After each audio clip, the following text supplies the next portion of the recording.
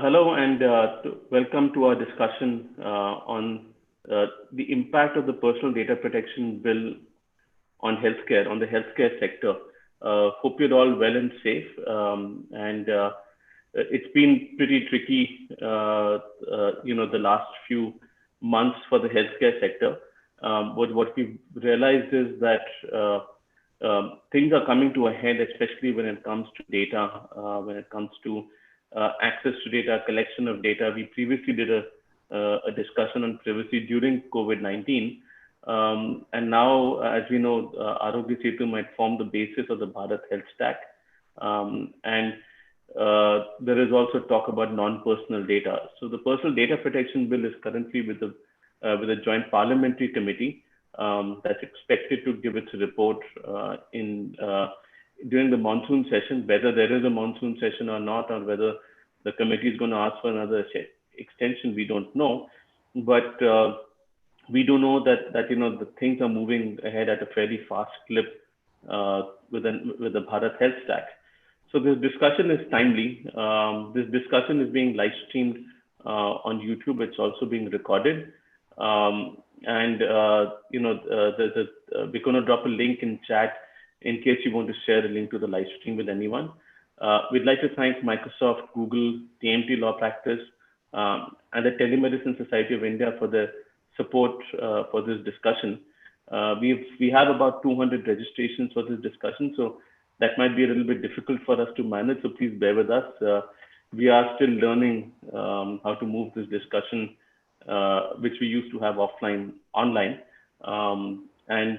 This discussion is essentially divided into three parts. In the first one, we'll have Vishal Gondal, who's the founder and CEO of Goki, a healthcare company which is in its sixth year, who will tell us about how he thinks data can transform healthcare. Vishal used to be the founder of India Games, a company which he sold to UTV, then Disney, before he embarked on his next journey with Goki. And then we'll have a roundtable discussion, and we're glad to have Dr. Shabnam Singh, Dr. Shroff, Dr. Varun Gupta, Abhishek Malhotra, and Sweta Mohandas join us for the panel. That is split into two halves. In the first 45 minutes or so, we'll discuss the impact of the PDP bill on the healthcare sector with the panelists, and then we'll open it up for questions and comments. So in that part, in the Q&A part, if you'd like to ask a question, please drop a question in the Q&A module, and we'll pick it up. If you'd like to interject or make a point, just use the virtual hand raising option.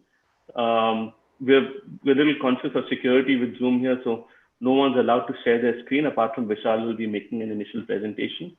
And when you have to speak, we will please unmute yourself. And I'd request all speakers, after they're done speaking, to put themselves on mute and interject by raising their hands. We're still figuring out moderation and the logistics of online discussions. That panel will be moderated by Aditi Agarwal and Trisha Jalan, and I'm going to have a chat with Vishal post his presentation. So I'm going to hand this over to Vishal. Vishal, welcome. Tell us how you think data is going to transform healthcare. Thanks a lot, Nikhil, and thanks everybody for inviting me to this discussion.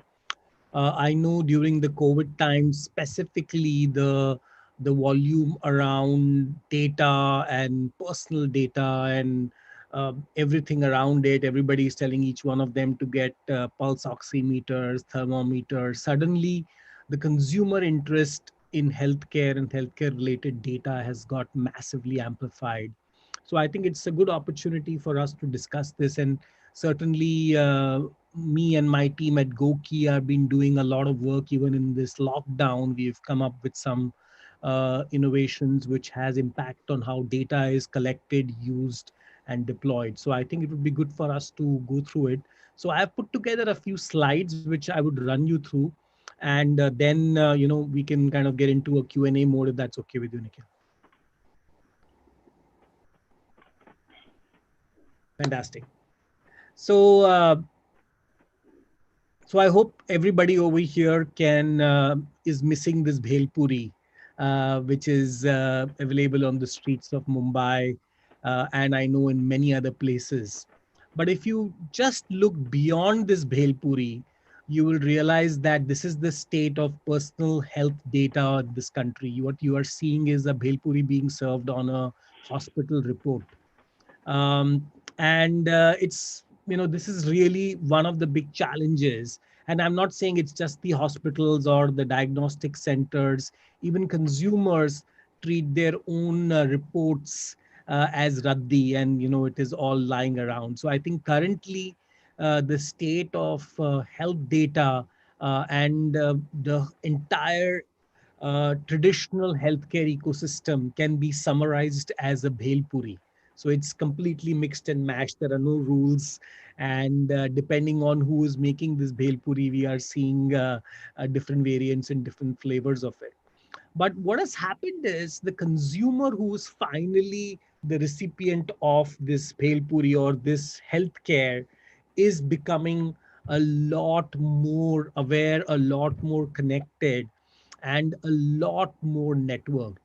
And what I believe is specifically COVID is reshaping the future of consumer healthcare, because right now people are telling consumers that, hey, you have to set up facilities in your home to do quarantine. Housing societies are setting up areas to become healthier. Consumers are trying to have all kinds of concoctions to improve their immunity.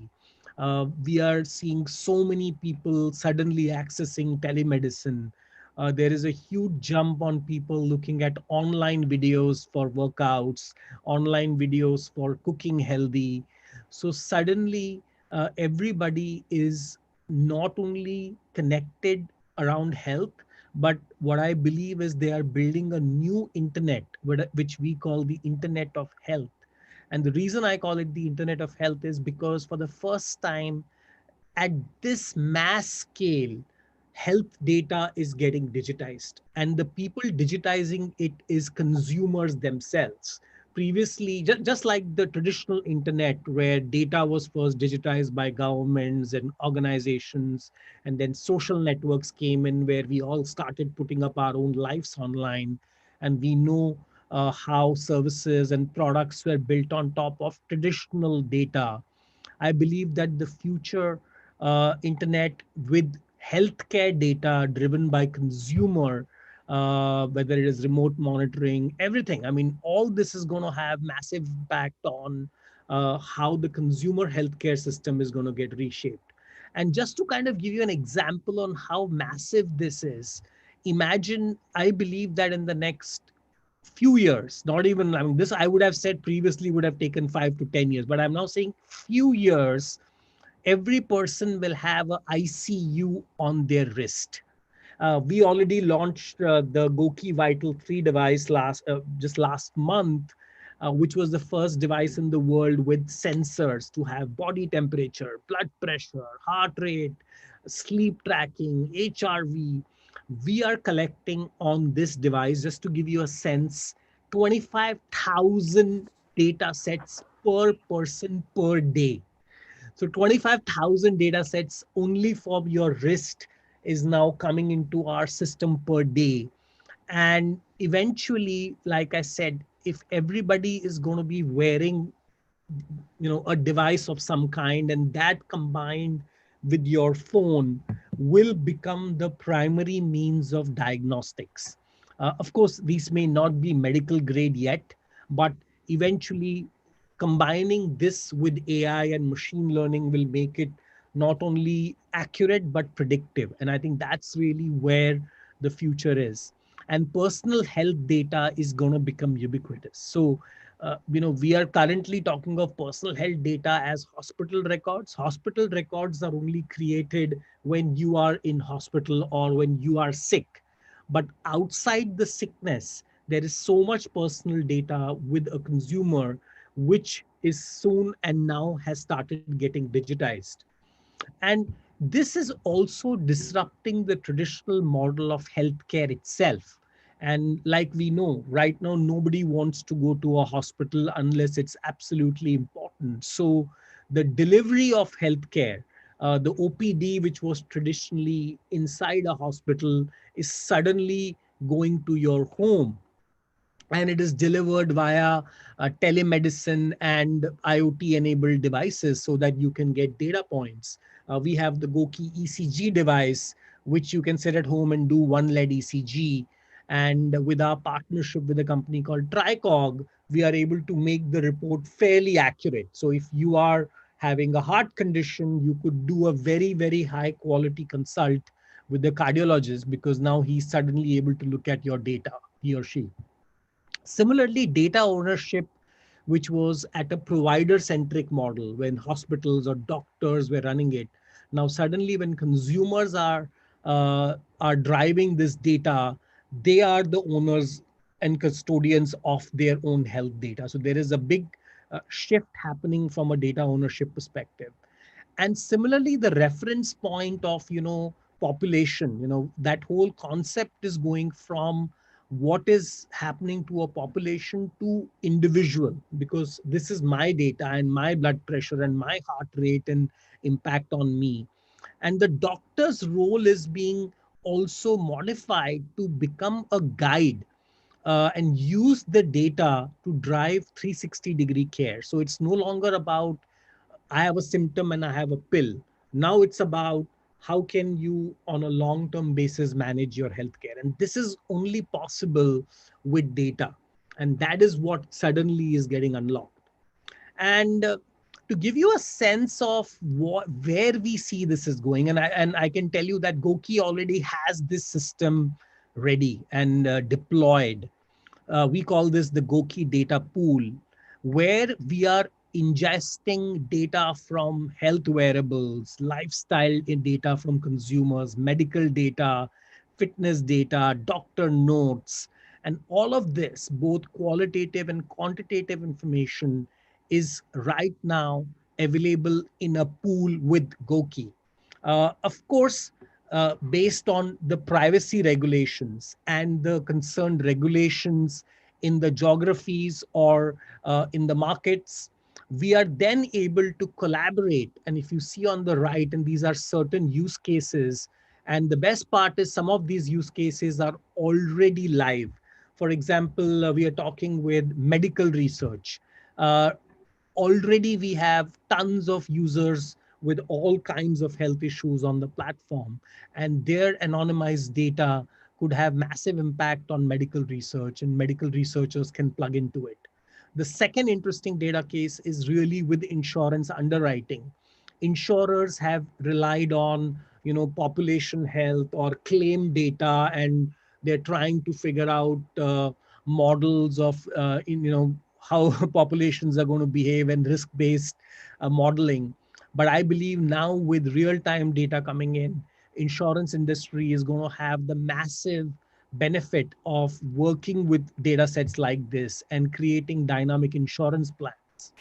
The third and the biggest impact I believe uh, personal health data is going to create is what I call personalized medicine.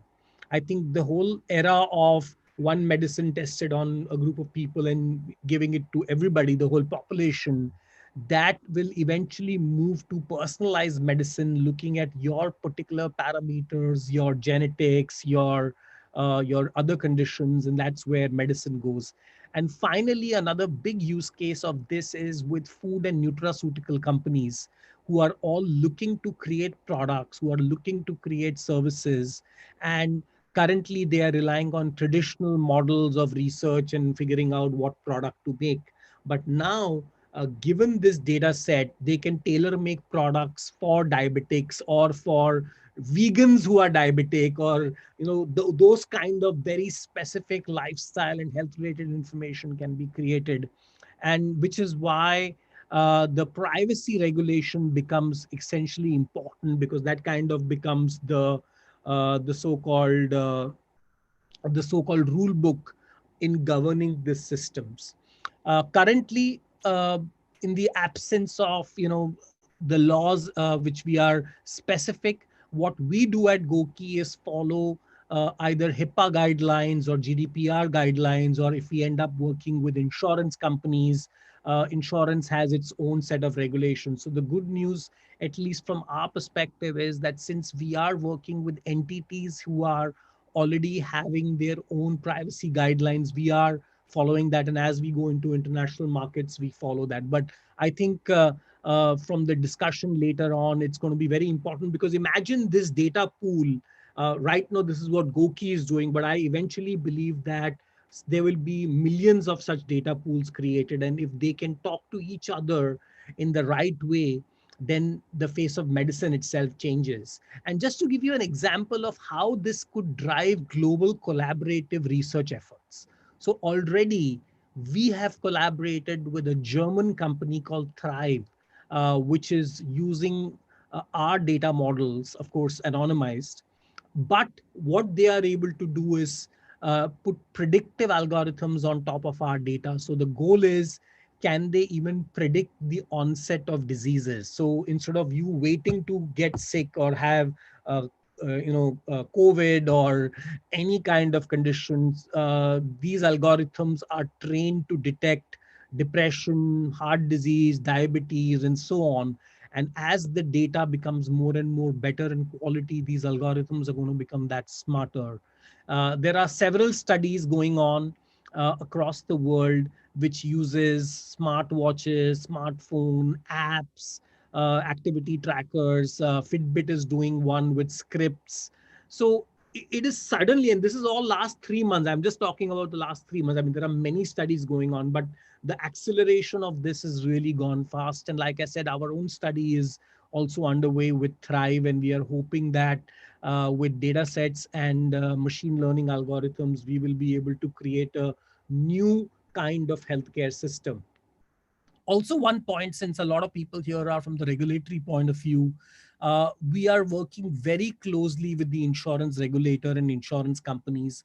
As you recently know, the insurance company, IRDA, had launched a sandbox, and we have 5 products who have working on inside the sandbox with Star Health Insurance, Bajaj Allianz, Kotak, and Max Bhupa, and there are a few other products in line.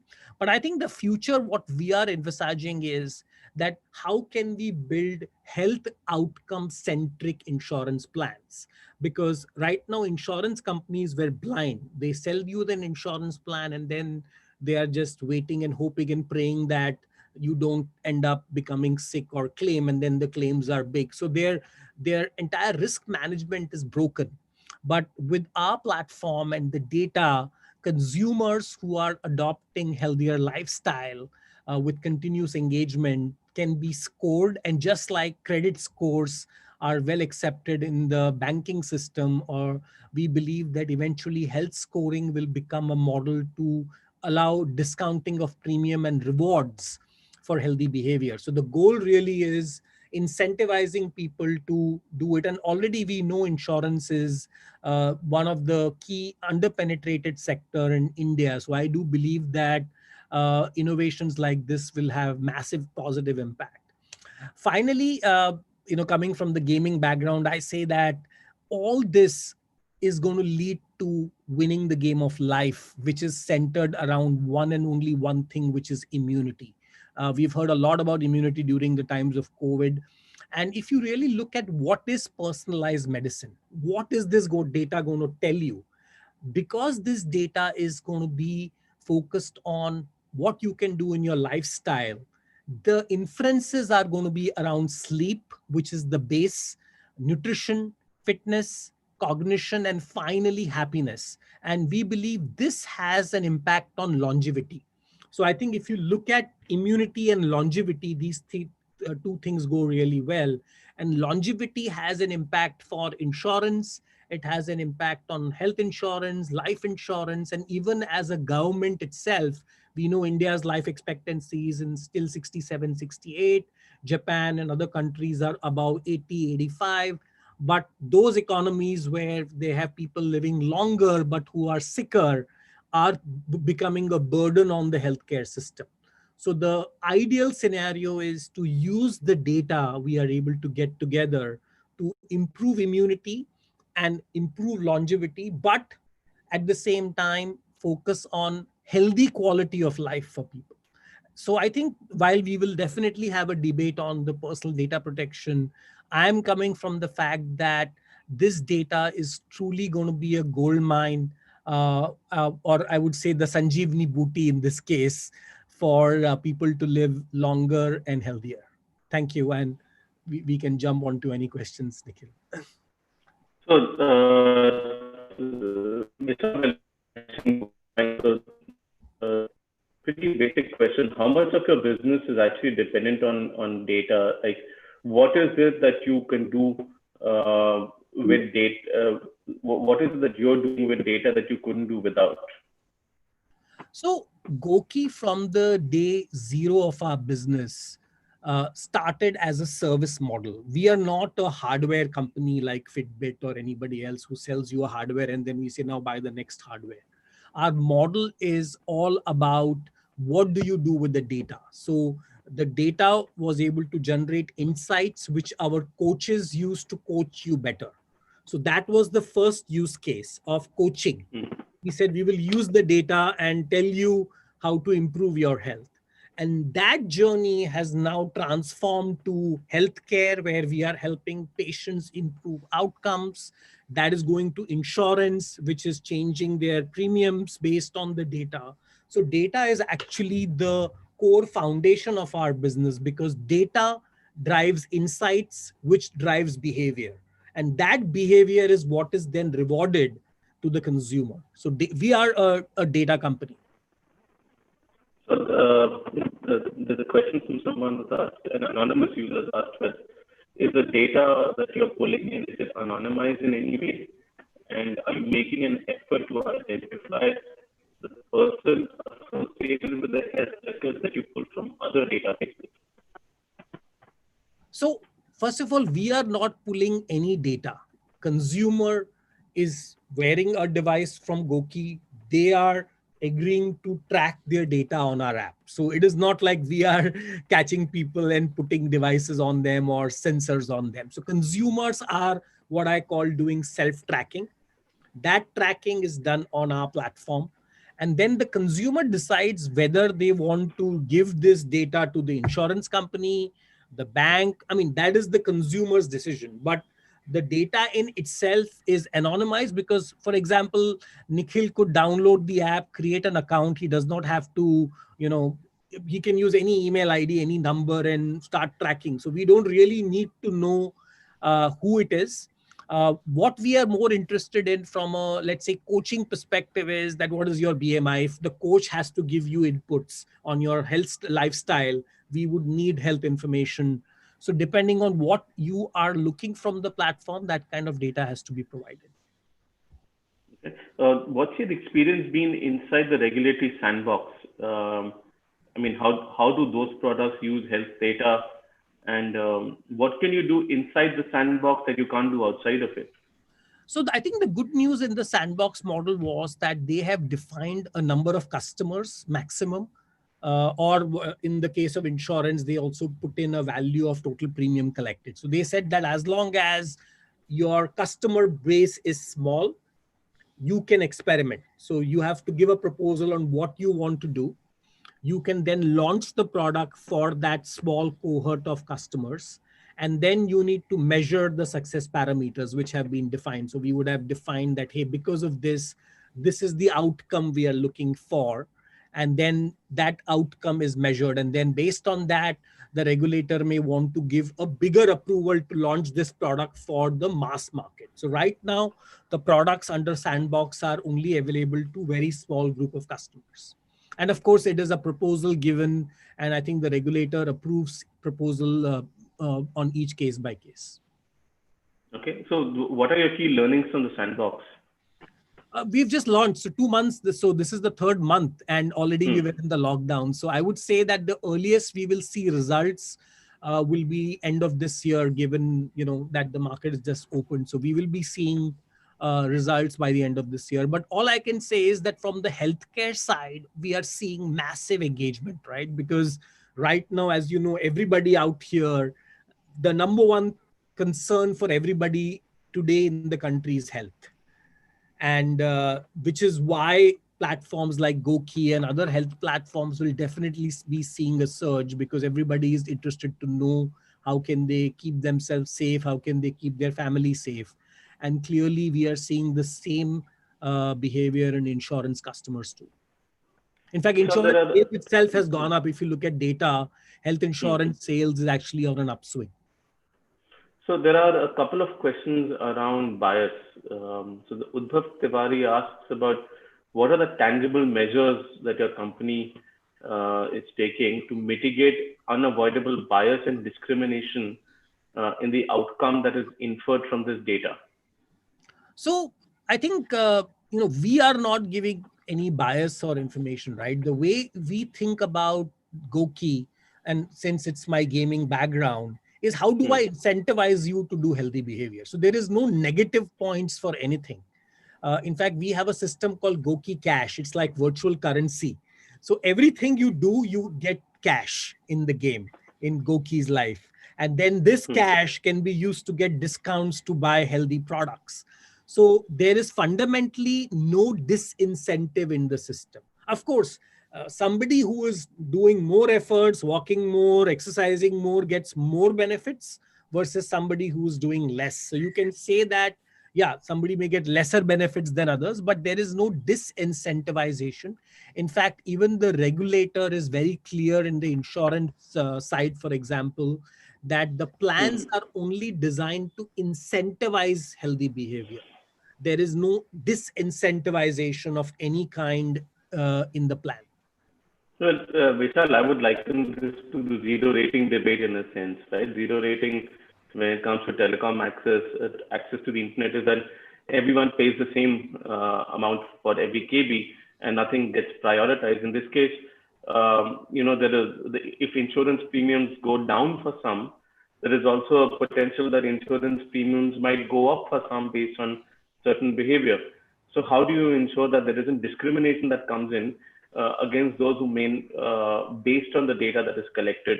And to that end also, I'll ask that question later, but how do you make sure that this discrimination doesn't happen then? So, like I said, if you look at insurance, already if you are a smoker, you pay higher premium.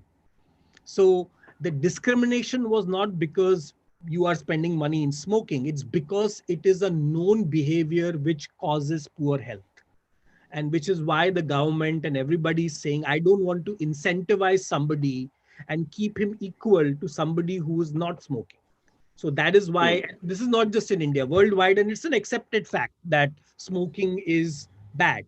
Similarly, today there is enough scientific data, enough studies which has linked non-communicable diseases like diabetes, blood pressure, hypertension, which are the biggest killers and biggest cause of healthcare. They have been linked to exercise, diet, sleep. So on the same basis, the only difference here is instead of discriminating, actually it is encouraging you. The only thing which the insurance company is telling the consumer is, guys, please be healthy, please sleep well, please exercise. So it is actually a way to incentivize positive behavior. So it's no way discriminating. Having said that, finally, if we are going to have a healthy economy, as you know, let's take the example of America, right, or Japan for Hmm. that matter.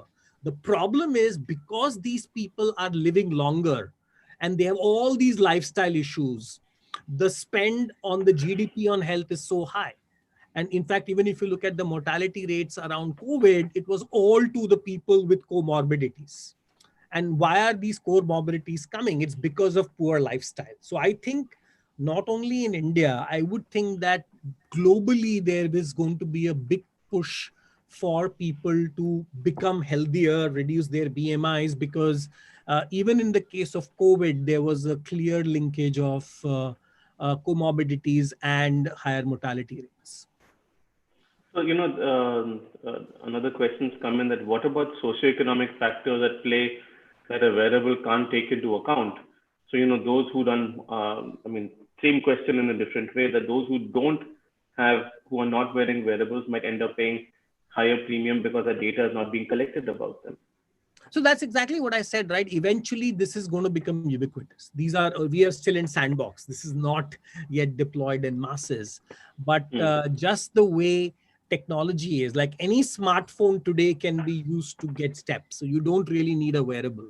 And we believe the way smartphone technology is going, wearables itself are becoming cheaper, and at scales insurance companies could just do it. For example, Ayushman Bharat is a great program. Of course it has its own challenges, but I'm just saying that what Ayushman Bharat has done is suddenly given healthcare to people below poverty line. Now if you have to think of Ayushman Bharat for the rest of India, how would that look like, especially in the context of technology? There are already 400 million people with smartphones. So when you think of wearables, don't think of just wearables, just think of smartphone as the starting point. Of course, wearables can give you more data around this. So, Vishal, there are a bunch of questions coming in for you. Firstly, who will certify that the data collected from different wearables is authentic and accurate?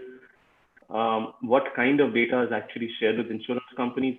Health data varies with demography. How do you consider the variance in handling it? Sorry, so there are so one many. by one. Who will certify that the data collected from different wearables is authentic and accurate? So once again, right, so you have to remember that these are not medical devices. So clearly, nobody is currently making a claim that, oh, if you wear the device, it's going to give you medical accurate information. These are what I call, at best, devices which show you trends or which show you a good indication of how you are. Secondly, it is reported by the customer. So the consumer themselves report this. So it is reported. And of course, people have ways to cheat the data too. As you know, people can tie their device around their dog and get more steps. So there are, and by the way, we now have algorithms which can figure out if you are cheating, for example, the data.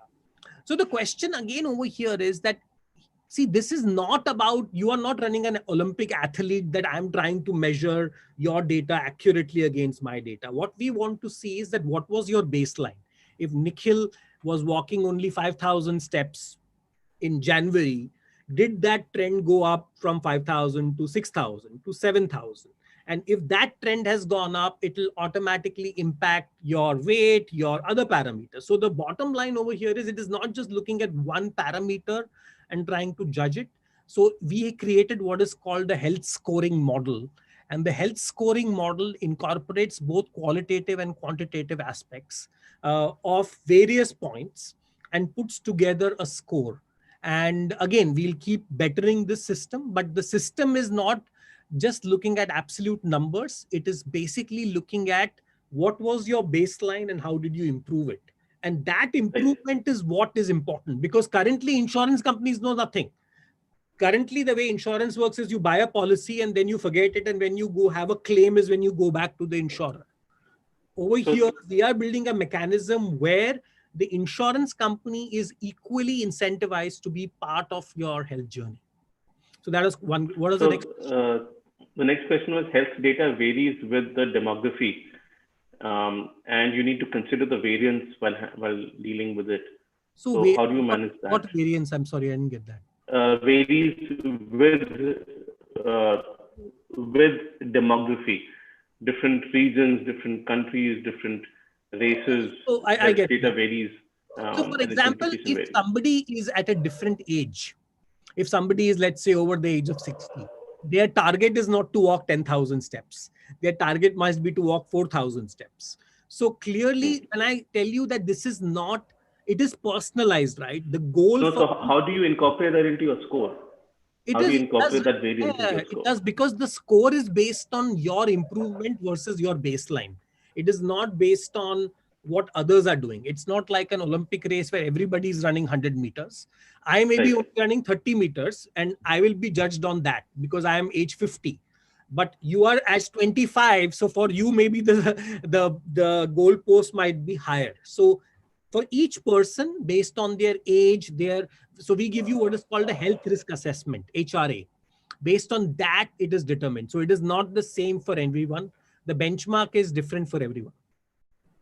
So another question, how do you how do you envisage a collaboration between public and private players in the national digital health blueprint? There's an idea for a central repository of data. No, like I said, right, the central repository of data is a great idea. I think the question really is that what are going to be the privacy policies governing it and how people can get access to it? Because this data, if you remember the slide which I had put together, if this data is really mined properly, there is a massive opportunity for advancement in medical research, personalized medicine, insurance underwriting. So clearly the use cases are massive, and this is only going to be possible with public-private partnership. However, the challenge remains on how will the data be governed, who will be giving consent to share this data. For example, in the case of Goki, every consumer we work with, we do get consent because they are part of our app, and consumer has the option to, stop giving consent, for example. So those are questions which I hope the PDP bill will answer. Vishal, there are lots and lots of questions for you, so I'm going to run through some of them. Short, sharp answers, please. Do you think health insurance companies could mandate data sharing for providing health insurance at reasonable premiums in the future? They cannot mandate it. They can create a program which incentivizes you, right? So there is nothing called a mandate. But the question is, just like banks are saying that I will give you different percentages based on your score. I mean, you can get denied a loan if you have a very poor credit score, for example. I'm saying that similarly, I'm not saying we're going to deny anybody insurance. I'm just saying that the insurance world will have to start taking cognizance of the data. But right now, the mechanism here is, it is a win-win. See, just think about it, Nikhil. If you do not invest in good health, then you are going to spend that money in bad health for hospitals, doctors. So if you're not healthy, you're going to spend that money in your treatment. What we are saying is, instead of spending that money on your treatment, spend it on healthy food, spend it on exercise, spend it on workout. So the money might be the same. You may still end up maybe spending more, but would you want to spend that money on sickness or on wellness? I think that's the difference from the consumer perspective. Okay, so the question from Dr. Ravi Modali, he's saying that who should be the owner of data? Users are least interested in data, businesses are very interested in it. I completely don't agree to this point that users are not interested in the data. Users never saw their data in the right way. Let me quickly show you a screen of my own data to give you a sense of what I track on a daily basis for myself. And this is actually, by the way, our entire team is using this system, so you can possibly look at it. So let me just quickly see if I can share this. So this is showing you live data coming from my device. And as you can see, this is my last 24 hours in a glance. This has been my heart rate. That's my temperature. By the way, these are my steps. That was my sleep data. I've been personally tracking my body temperature. All the data points have been tracked on a live basis. And then machine learning algorithms can predict what's going on. That is my sleep data, my steps data, my body weight, my blood pressure data. So, I mean, these are things which are happening. And now, as a consumer, I'm just the way a consumer looks at your stock portfolio, or you look at what is happening with your favorite cricket team, right? You can now proactively become a part of your own healthcare. And I think since the Vishal, data... there is a related question. Given the relatively slow pace of medical research, how hopeful are you of doctors adopting such continuous data in actual patient diagnosis? See, which is why I said, right, doctor will become a layer, because this data is too much for a doctor or anybody to understand. Like, imagine just one device is giving 25,000 data points. So this data will have algorithms on top, which will analyze and bring out anomalies and say, hey, by the way, there's a sudden spike in your average body temperature or sudden spike in your HRV. And that may go to a coach who will say, okay, let me look at this. Maybe this is nothing, you didn't rest. And then it gets escalated to a doctor. So actually what we are talking about is a new layer in the healthcare system. Currently, the system was you fall sick, you go to a doctor, doctor gives you medicine, you go back. Right now, you are going to be continuously monitored. And even before a sickness comes in, your body gives many signs. And those signs will be potentially caught.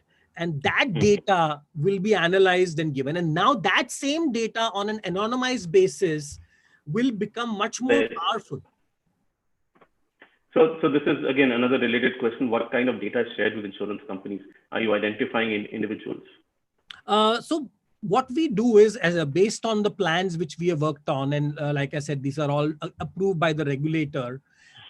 We have created a scoring model, and insurance companies looks at the score, and on that they are giving the discount. But again, depending on different products, there are different kinds of data shared. For example, there is one product which is around BMI. So the insurance company is saying, I am only interested in your BMI improving. So what is shared is the BMI. So again, this is different. But the good news is that whatever is the product, insurance company, as per the regulator, has to take approval of the consumer before they sell this product to them. So the consumer is not going to know this. They will be opting into the plan fully aware that I am going to be using an app or a wearable, and this is the benefit I am going to get. So it is not like... Can a consumer prevent Goki from storing her health data in your database?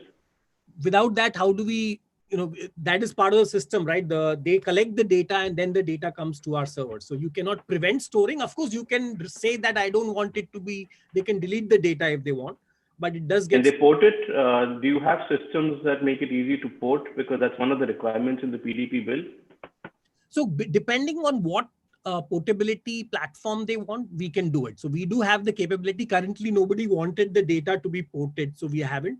But at the right point of time, we have the tools to port the data into any formats as possible. So credit scoring, another one from Udbhav Tiwari. Credit scoring is heavily regulated, with various kinds of actions and inferences being explicitly disallowed, along with many transparency requirements. Would you be open to such regulation for your sector in terms of health scores? See, again, I don't know the specifics here, but all I can tell you is that the score is based on 5 principles. It's kind of also like, China's got the social credit system. They've also got a health code now. And some of this is impinging on people's freedoms in a sense. So if credit scoring is heavily regulated in terms of what it can and cannot do, would you see that, or would you want that to happen in case of your sector? So let me go and say something much more simpler, right? I believe discrimination on genetic data is a challenge. For example, if an insurance company or a healthcare company, or I have your genetic data, and based on that, I will say, oh, you have this gene, which is why I'm going to charge you higher premium. I will say that's a challenge because you cannot do anything to change your genes. I would say that is discriminatory. However, if the insurance company is saying, please exercise, please sleep, please eat nutritious food, please take care of your mental health, this is exactly what your grandmother is telling you, your mother is telling you, Modi ji is telling you on TV, everybody is telling you, right? So the bottom line is that if you saw the framework which I talked about of immunity, sleep, exercise, nutrition, cognition, happiness, this is really what is used into health scoring. So it is nothing outside of this. There's a fantastic privacy question here, Vishal. Health information may also relieve a lot about siblings, children, parents. How do you address privacy concerns here? I mean, we don't need anything around. I mean, we don't collect any data. I mean, if you are wearing the device, we are only getting your data. So I don't know how somebody will give you your parents' data when I am wearing the device. So we don't. Another thing was that, health state, this is, how do you deal with consent?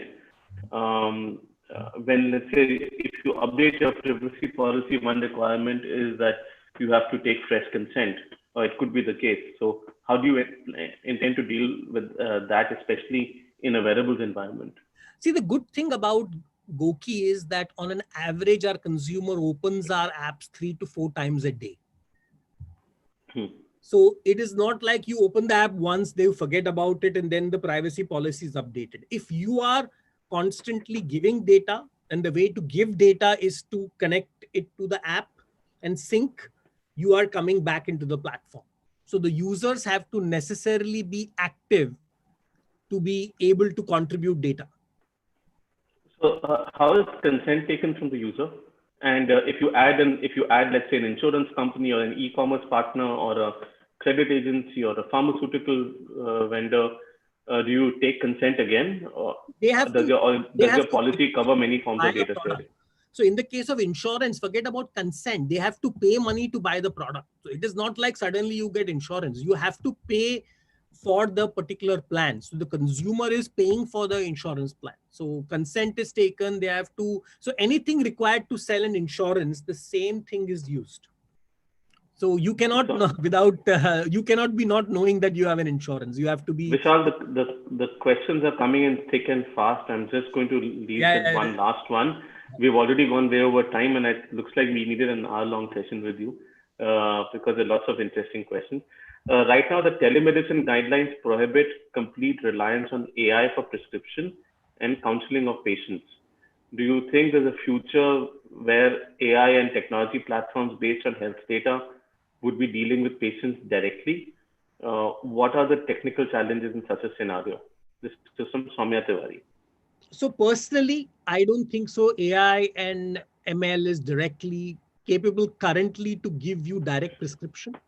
Currently, it's not. So the way we work with AI is that AI is an enabler to suggest the doctor or the coach. So the final decision on what to do has to be done by the coach or a doctor. I'm using the word coach because if it's lifestyle related, if you are exercising a lot or having protein, so that question may not go to the doctor. So that's why I say coach and doctor. So our model is assisted AI. So AI is assisting these people. However, there are some cases where AI can also tell you that, hey, you did not sleep long enough. Please do this. So there are things where AI can also do, but the minute it is prescriptive, we do believe that there is a requirement for a trained professional to be involved. AI can suggest. It's just like riding a plane, right? The pilot is there, the autopilot is doing its thing, but the final decision is the pilot. So I would say it is using the same model of what the pilot and autopilot are doing together. So I'm just going to read out a couple of points / questions that have come in, which I think it's just something for us to leave you with and for something for you to think about. Adnan Alam says that the end result of personalized insurance premiums is that people unlikely to use insurance are covered and those who would need medical attention are not covered. So is it ethical to treat humans differently when it comes to a basic need like health? Udbhav Tiwari, as a follow-up, says that as an example, what if a sensor on a device reads heartbeats or temperature incorrectly due to skin tone? What if a daily wage laborer has an elevated heart rate due to the strenuous job and therefore are marked out for high premiums? Discrimination will almost always take place when an algorithm determines what is healthy and what is not healthy automatically without a human in the loop. How will devices that aren't medical devices be used to make medical decisions such as insurance premiums about people? These are all very real and very tough questions. And I think AI is in the thick of things now. But thank you so much for your time, So Nikhil, I Vishal. want to answer this question of Udbhav Tiwari because he's made a lot of things without. I'm happy to also connect you guys if you want to discuss something So I just want in the to future because these are example great questions from Udbhav. daily wage laborer example. Udbhav, I would suggest you to first try out any device. Forget Goki. Go and get a device. Some of our users exercise 2 to 3 hours a day and possibly are equally doing strenuous workout as daily wage laborers. I'm just saying that the data is just looking at your heart rate. It doesn't differentiate between whether you are a daily wage laborer or whether you're running a marathon for 42 kilometers. So the strenuous activity is not connected to this. It's just looking at data. Secondly, even from a skin perspective, we have tested it on various skin types. Data can be minor here or there. But once again, the bottom line is that data is looked at in a longitudinal way. We never look at 1 day data point. For example, today my elevated temperature might be 97. Tomorrow it will become 96. Day after it might be something else. So we look at an average temperature. For example, women have during their periods, we have seen elevated temperatures, for example. So that doesn't mean they are sick. It just means that that is a time, if you average out, the temperature changes. So once you look at data on a longitudinal basis, a lot of these anomalies are taken care of. And lastly, once again, from a health perspective, it is not discrimination if you are telling people to adopt a healthy lifestyle. It is basically telling people what is the right thing to do, just the way like it is not discrimination when we are telling people don't smoke. It is bad for you. There are ads everywhere. And it is well known that smokers are given higher premiums. You could argue that even that is discrimination, but that is positive discrimination because we are only helping them adopt to a healthier habit, which is proven by science. Similarly, currently, all platforms like us and even personalized medicine is going to do is use data to improve outcomes. That's the bottom line. And privacy is going to play a big role. And once again, thanks a lot, Nikhil, for having me here. I know the questions are a lot and maybe we'll do a separate sessions. And for everybody out here, like I said, it's a good time for you to also experience these things, because you are soon going to enter a world where I told you every person will be having an ICU around their wrist. And that's going to be a very different time for humanity. Thank you. Uh, Thanks, Vishal. I hope there's no ICU around everybody's this, to be honest. But thank you so much for taking these tough questions. I really appreciate you joining us and giving your perspective on the role of data in healthcare. I'm going to switch to Aditi to lead all of us into the next session, which is going to be specifically on the PDP bill. Thanks, Vishal. Thanks. Aditi, over to you. I'm around here. Thanks. Thanks, Nikhil. Thank you, Vishal, for interacting with us on this. I think all of us learned a lot about how some of these wearables work. So without further ado, we'll move into the panel discussion on the effect of PDP bill, that is the Personal Data Protection Bill, on health data. Trisha, my colleague, will be co-moderating with me. On the panel, we have Drs. Shabnam Singh, Dr. Shroff, and Dr. Varun Gupta. And we also have Abhishek Malhotra and Shweta Mohandas, who have extensively worked on healthcare legislation, regulation, etc. So if the panelists and Trisha can switch on their cameras, that will be great. Just a few housekeeping rules. If any of the audience members have any questions, please put them in the question and please use the question and answer feature that's available right at the bottom of your screen. Because there can be a lot of disturbance, I would request all the participants, all the panelists to be on mute.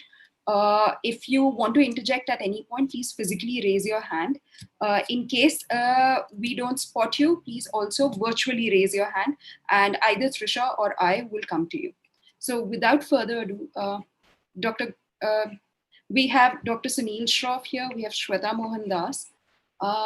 I cannot see, okay, we also have Dr. Varun Gupta. I cannot see Dr. Shabnam Singh and Abhishek. Trisha, do you have an update? Dr. Shabnam will just be coming in. There was an issue with her joining in. Okay. And I'm just going to reach out to Abhishek. Just give me a moment. Okay, sure. I think in the interim period, we can begin with the discussion. So, Dr. Gupta, my first question is to you.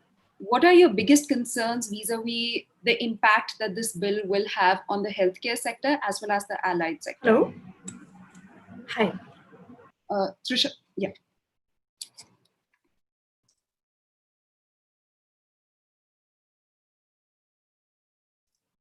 Dr. Gupta, you're on mute. Yeah, hi. So one of the things which I think is very, very important, and then it was, as I mentioned, it's very important that it was a part of the journey when this data privacy bill was passed, and it had come in many versions, right?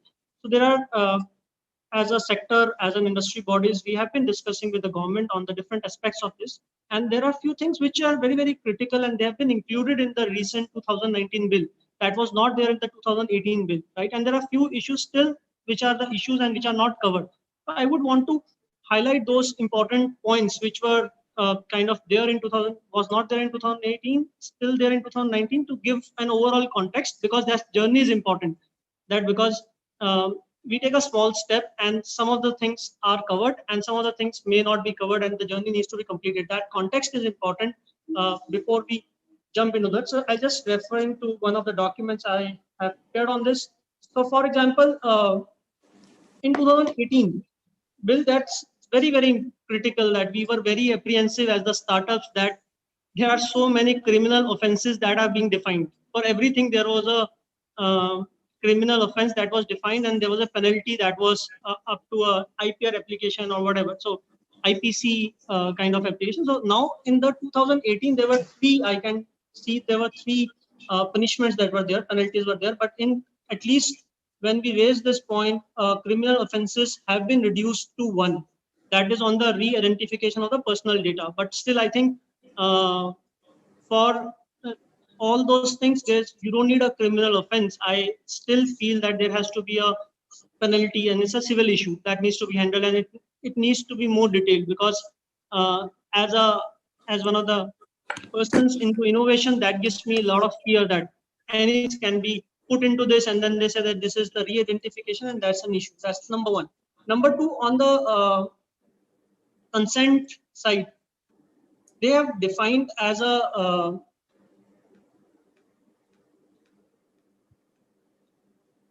sorry. So I mean, one of the things I was kind of not very, very clear on this is there was no sandbox kind of innovation, or that was no space for sandbox or the innovation in 2018. They have given some space in 2019, at least acknowledge the fact that innovation and sandbox can take place, but not given the exact definition, exact details, and there are a lot of compliances that are associated with that. So that's the second point, which I think it, as I said, it's a journey. So these are the points where at least innovation has been acknowledged, but it needs to go to the next level. So that's the second important point. Third, there is kind of a confusion in the document I see is around the anonymous data. Clearly, it does mention a lot of places that anonymous data is out of scope of this document, but one or two points, there are references on that where they have again mentioned about anonymized data applicability in this bill. So there are a couple of references on that. So anonymized data should be out of the scope of this. That has to be absolutely clear on that piece, right? And as I mentioned, that for the companies which are not typically either a hospital and falls into different and partners with multiple players in the ecosystem, the roles would change depending on the role we are playing. Digital ecosystem, depending on the service, depending on the role, and depending on the journey, right? So that's where is an important aspect that needs to be covered. And plus, in a healthcare setting, particularly, there's a lot of follow-up that is required. So for example, if an epilepsy patient is taking a medicine and the epilepsy patient needs to just talk to the doctor and consult. So if a chronic disease patient, there is a longitudinal treatment that is going on, that follow-up on for a chronic patient should be included without consent section. So within, there is a section which covers areas that needs to be covered without consent. No consent is required, or no reconsent is required. So I think that needs to be section, that needs to be covered. And health data is defined very poorly in this.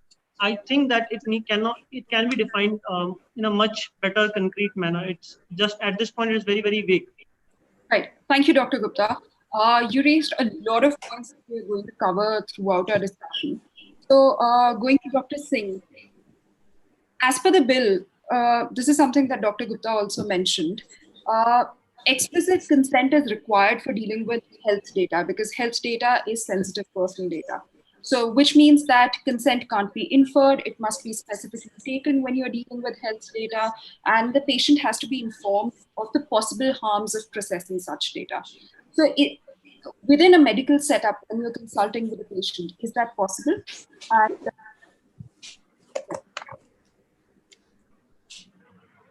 And Dr. Singh, you're on mute. I'm delighted to see Dr. Sunil Shroff. He and I have battled many a journey on these pieces. Good to see you, Sunil. Let me put this very bluntly. So I heard the conversation earlier. Whenever you talk about a patient's data, it falls into two buckets. One is personal data, just like you have your Aadhaar card, your bank details, those are personal, broad pieces. And then something which is very specific to the person's health or medical data. These are two large buckets. Both of these are captured differently by different people, even in institutions. Right? So when you look at these two buckets, the most critical piece is the patient information. So the entire piece which you elaborated upon earlier with wearables, data, etc., all falls into the second bucket. Point one. Point two, ours is an extremely large country, multilingual, demographics, financial ability to understand. You cannot even in this country have a standardized format for consent. So what Varun Gupta said earlier, that you need to have a consent which will cover everything. It's impossible. I leave it to Sunil to be able to elaborate further on this. The way the bill has come about, it's a great thing to happen. Patients' privacy is paramount. You cannot get away from this. Secondly, everything that is related to data belongs to the patient. Today, the custodian in the given circumstances belongs to an institution that is a medical institution. So God forbid there is a breach or a misuse of the anonymized data, etc., etc., etc., the entire liability falls upon the person who's holding the data. And today, in the absence of a national or a state electronic health system to keep that data, the responsibility falls on the hospital. So in this highly complex manner, this act cannot come about in a very simplistic way. This entire journey started in 2018. Comments were asked for in 2018. Mentioned earlier, piecemeal comments have been made. It cannot happen like this. We are a highly fractured system of providing delivery in our country. And when you are bringing all this data together, I totally understand, I totally get what was said in the presentation. This is a data gold mine. Everybody is jumping into this. Today, there are approximately 3,000 people who are in this space, but we must get our act together. The Medical Council in 2002 said that the confidentiality of patient information lies with the doctor. It lies with the doctor. So even if I get a consent signed by a patient, the patient has to be fully informed about what consent that they're giving.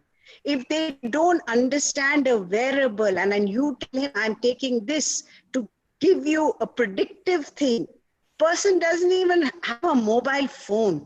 Where on earth is he going to give you a consent for this? So principally what I'm trying to drive home,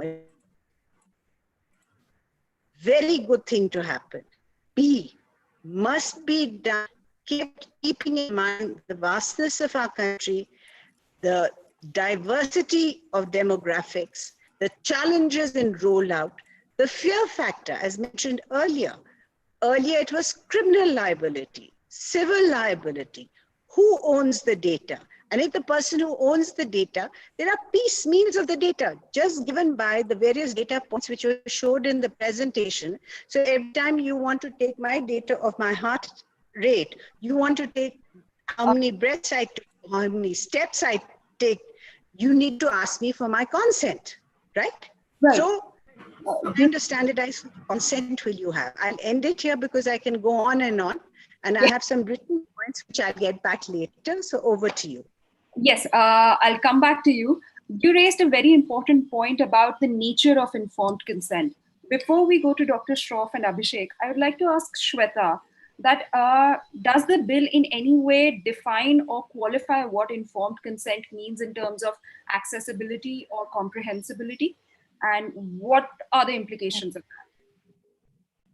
that? Right. So the bill defines, I think there are two types of consent in terms of the bill. One is consent with regards to personal information, and one consent, and I think explicit consent with regard to the sensitive personal information. Just let me know if you can hear me, because it says my internet connection is bad. It's working great. So the consent, according to the bill, needs to be informed. But when we look at how the bill, or like even the IT Act earlier, I think the 2019 and 2018 bill do one step above in terms of notice and consent in the IT Act, because the bill specifies that if possible, it should be in multiple languages, which was not there in the IT Act, which definitely adds to the readability and accessibility in those terms. But again, it also puts the onus on the multilingual thing on the data fiduciary the data fiduciary to decide if they can actually provide notices in different languages. So I think informed consent can only happen when you totally understand it. So it's not just using vague terms as in comprehensible by a reasonable person. It's very difficult to judge what that means. So I think informed consent will actually only be actual when it's like given clear, when it's accessible, it's easy to understand.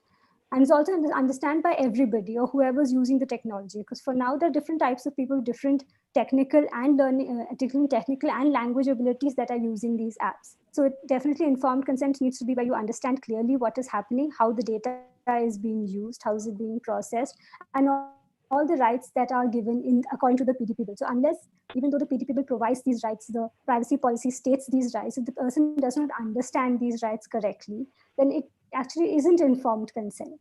It isn't informed consent according to the bill itself.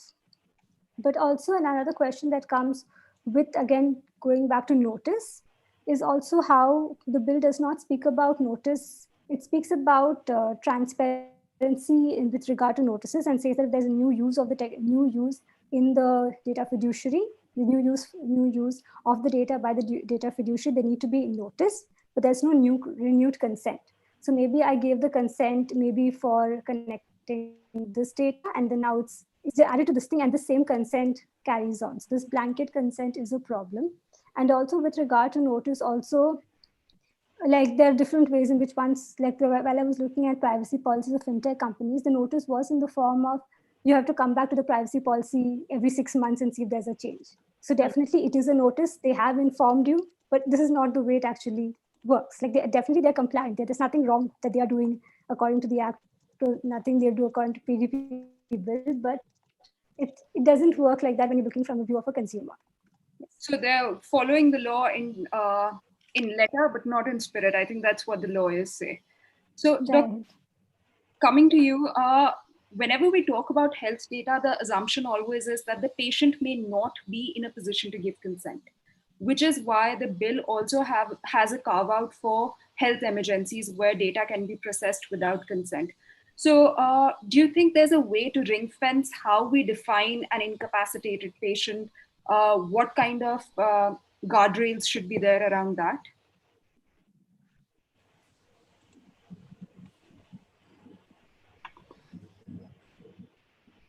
Dr. Shroff? You want me to answer that? Thank you. Thank you for bringing me on this panel, and thank you, Shabnam. Hello to you and hello to Arun and others.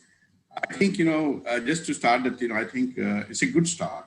And, we must remember the diversity, as Shabnam was saying, and we must remember that we are in a fractured system. We have, a dichotomy of being on the bullock cart on one side and the space age on the other side. So we do have a challenge, but I think it's a great start. And I think this is a good bill overall. The only thing is with healthcare, the problem is it's a sectorial issue. And as a sector, we probably need at some stage something which is, just for healthcare as far as data protection is concerned, to address all these requirements.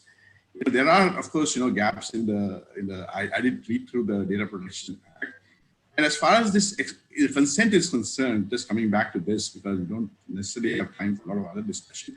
But I would take, in a case where a person is incapacitated, I would look very closely at the Mental Health Act, which was passed in 2017.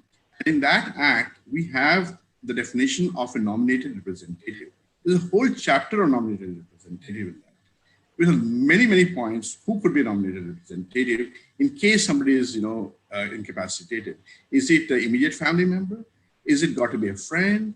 Or is it somebody like a director of an organization, or a tribunal? So I think we should look at the Mental Health Act and look at that. There are certain provisions in that which should be very good if we adopt in this act. And that has already been defined very well. And there's also something called advance directive in that, which means a person who actually is in a capacity to be able to give consent and knows that later on he may lose that capacity, can give an advance directive that who could be his nominated representative. So I think looking at the Mental Health Act should be a good idea to incorporate certain things in our bill here in the data protection, and that will help to give a lot of clarity, especially for explicit consent here. Does that answer your question, Aditi? Yes, to some extent. For sure. Yeah, what else? I can perhaps. Thank you, Dr. Shroff. That's really interesting. Abhishek, if I can come to you with the concept of explicit consent and in the context of the Indian healthcare scenario, right, where the doctor-patient ratio is fairly low. So when a doctor is already crunched for time, is it reasonable to expect them to get explicit consent, and is that a feasible scenario? Hi, Trisha. So sorry to everyone. There's some issue with my video, so I will only be coming in via audio. Trisha, this is an important question in the context of the practical manner in which a healthcare interview or a consultation sort of plays out. But when we are in the brick and mortar world, it is typically the patient who is going to and reaching out to either a hospital or a doctor, right?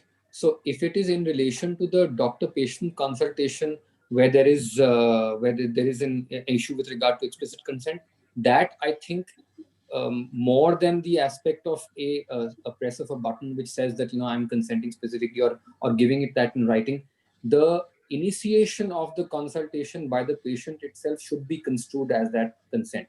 Now, when we are in a digital sort of scenario where either that consultation is taking place via telemedicine or other such methodologies, in that event, I still think that there should be a requirement of the explicit consent, even if it is as simple as an opt-in consent. But there has to be that particular mandate that must be enshrined, because otherwise it is, specifically in our country, it's difficult to have a control over what exactly could be used and what could be misused in that particular context. That's why I think that regardless of the time limitation or otherwise, explicit consent should necessarily be required, A. B, I agree with Dr. Shroff to the extent that healthcare overall is a specific, I will not say industry, it is a specific, area where there is an interaction between healthcare professionals, doctors, patients, and it requires a specific set of standards or rules to govern the same. So a lot of those are already present in the Medical Council, so the Act and the rules and the regulations that are framed thereunder. Those are only been supplemented in the telemedicine context on 25th March.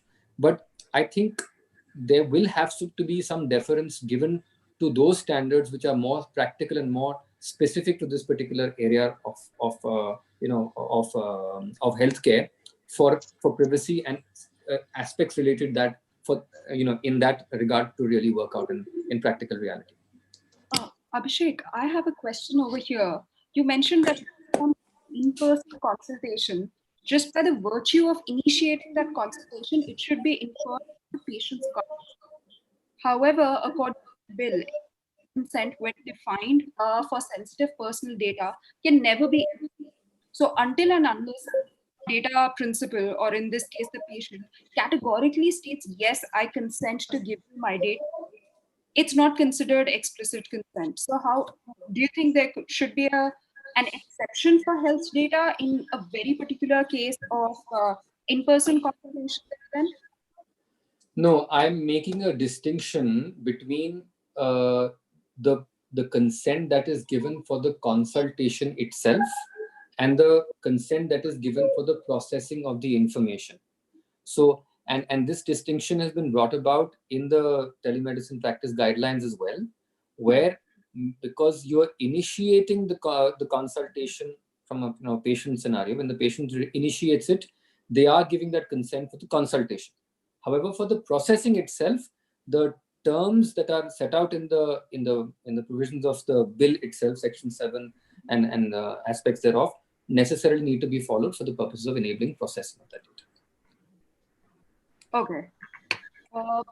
So one thing that both you and Dr. Shroff and as well as Dr. Singh talked about was about, and even Dr. Gupta mentioned right in the beginning, is that health services and certain health data, genetic data, biometric data, etc., aren't adequately defined. So what kind of changes would you want to see to the definitions over there? I'll start with you, Abhishek, and then go to Dr. Shroff and Dr. Singh.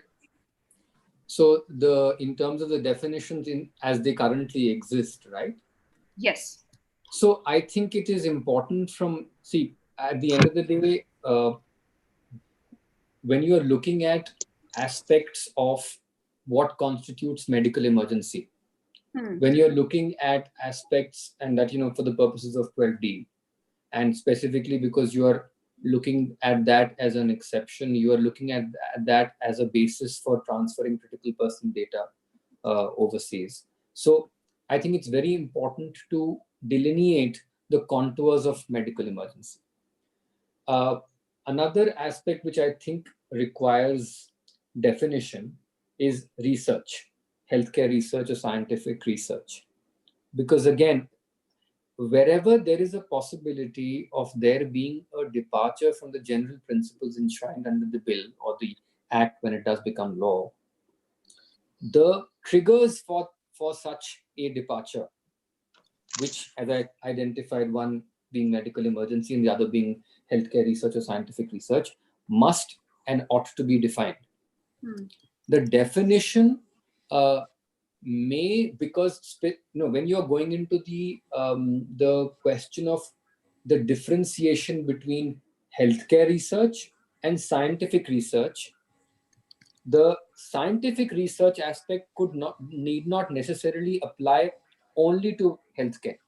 It could have wider contours. So that's the reason why I feel that whereas a medical emergency, which has specifically been used as a term in the enactment, needs to be defined in the act itself, perhaps research is something which can come about by way of a sector-specific definition in the relevant rules or the regulations, or those to be notified by the to be constituted DPA. Right.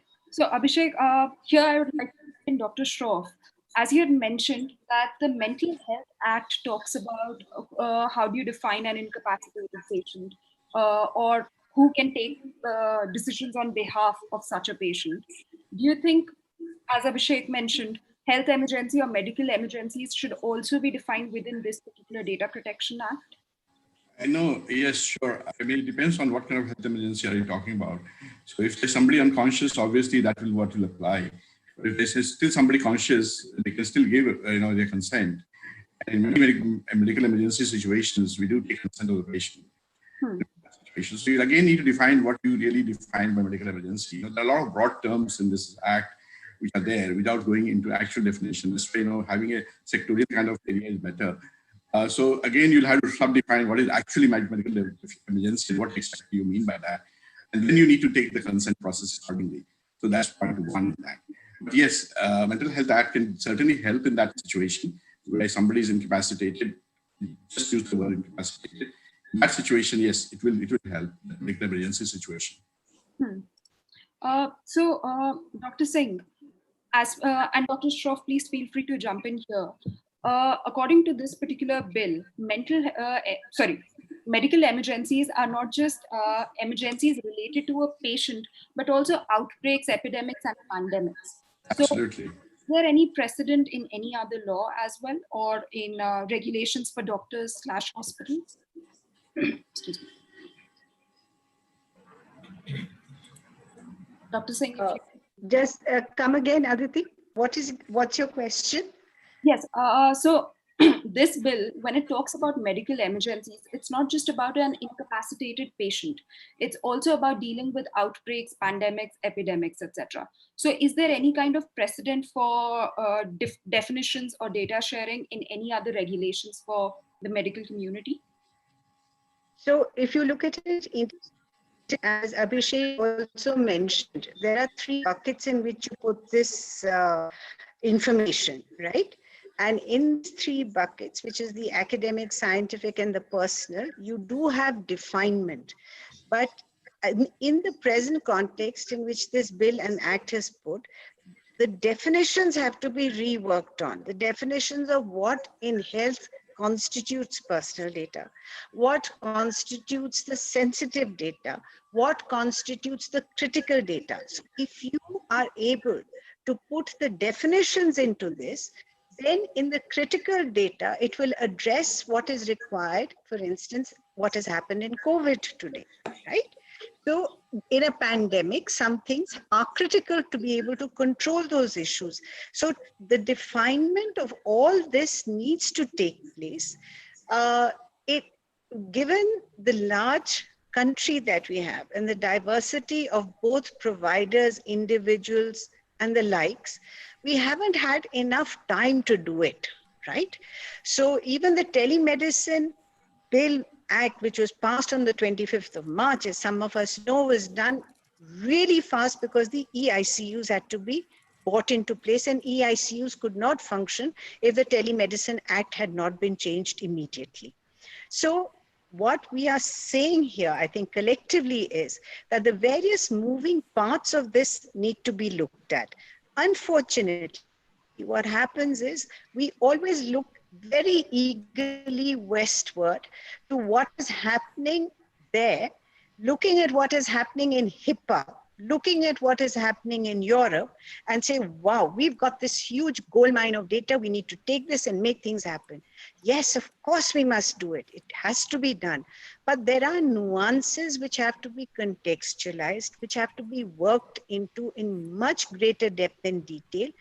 Otherwise, it is going to be, it will unfortunately boomerang very much like what happened to clinical research in the around the beginning of 2000, where from becoming a place where people would come and respect our research work and our data, if we rush into this, again, the same problem will occur. And worst of all, the custodian of the information whom you are trying to protect will lose control over what is legitimately theirs. I'd just like to come in 1 second for, just to take that thought forward.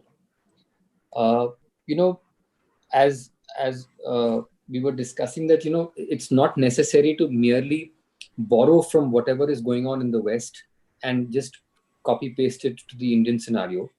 And perhaps that is, the reason why we think that needs to be done is because there is a lack of either academic inputs that could be derived from the vacuum that is currently that could be created in the absence of looking at GDPR and the other principles that are out there and available for us, or HIPAA, the principles that are out there for us to be imported. But it's very important that in a scenario where we do have a judgment of the Supreme Court very clearly delineating that there is a fundamental right of privacy that exists in each individual in the country.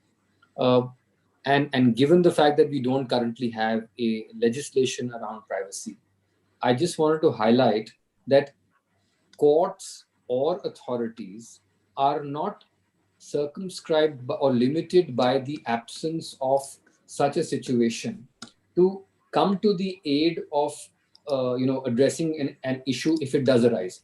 And in this regard, just wanted to point out, and I'm sure most people would know about it, that in towards the end of March, sometime in April, the Kerala High Court was faced with a case where there was an issue with regard to transferring of data, of health data of the COVID patients in Kerala by the government of Kerala to a foreign company called Sprinkler. And the court, and I'll just read out one extract of that, which demonstrates that courts are very well aware of principles. They don't shy away from implementing them as and when the scenario so requires, even though there may not be a legislation. So I'll just quote: imperative criteria as to whom the data can be disclosed, whether there are sufficient safeguards to ensure that data remains confidential, how it is to be dealt with after processing or analysis and its conditions are vitally important. The cornerstone of managing data confidentiality is, to a large extent, determined by the control over access to it and the modus and manner in which it is dealt.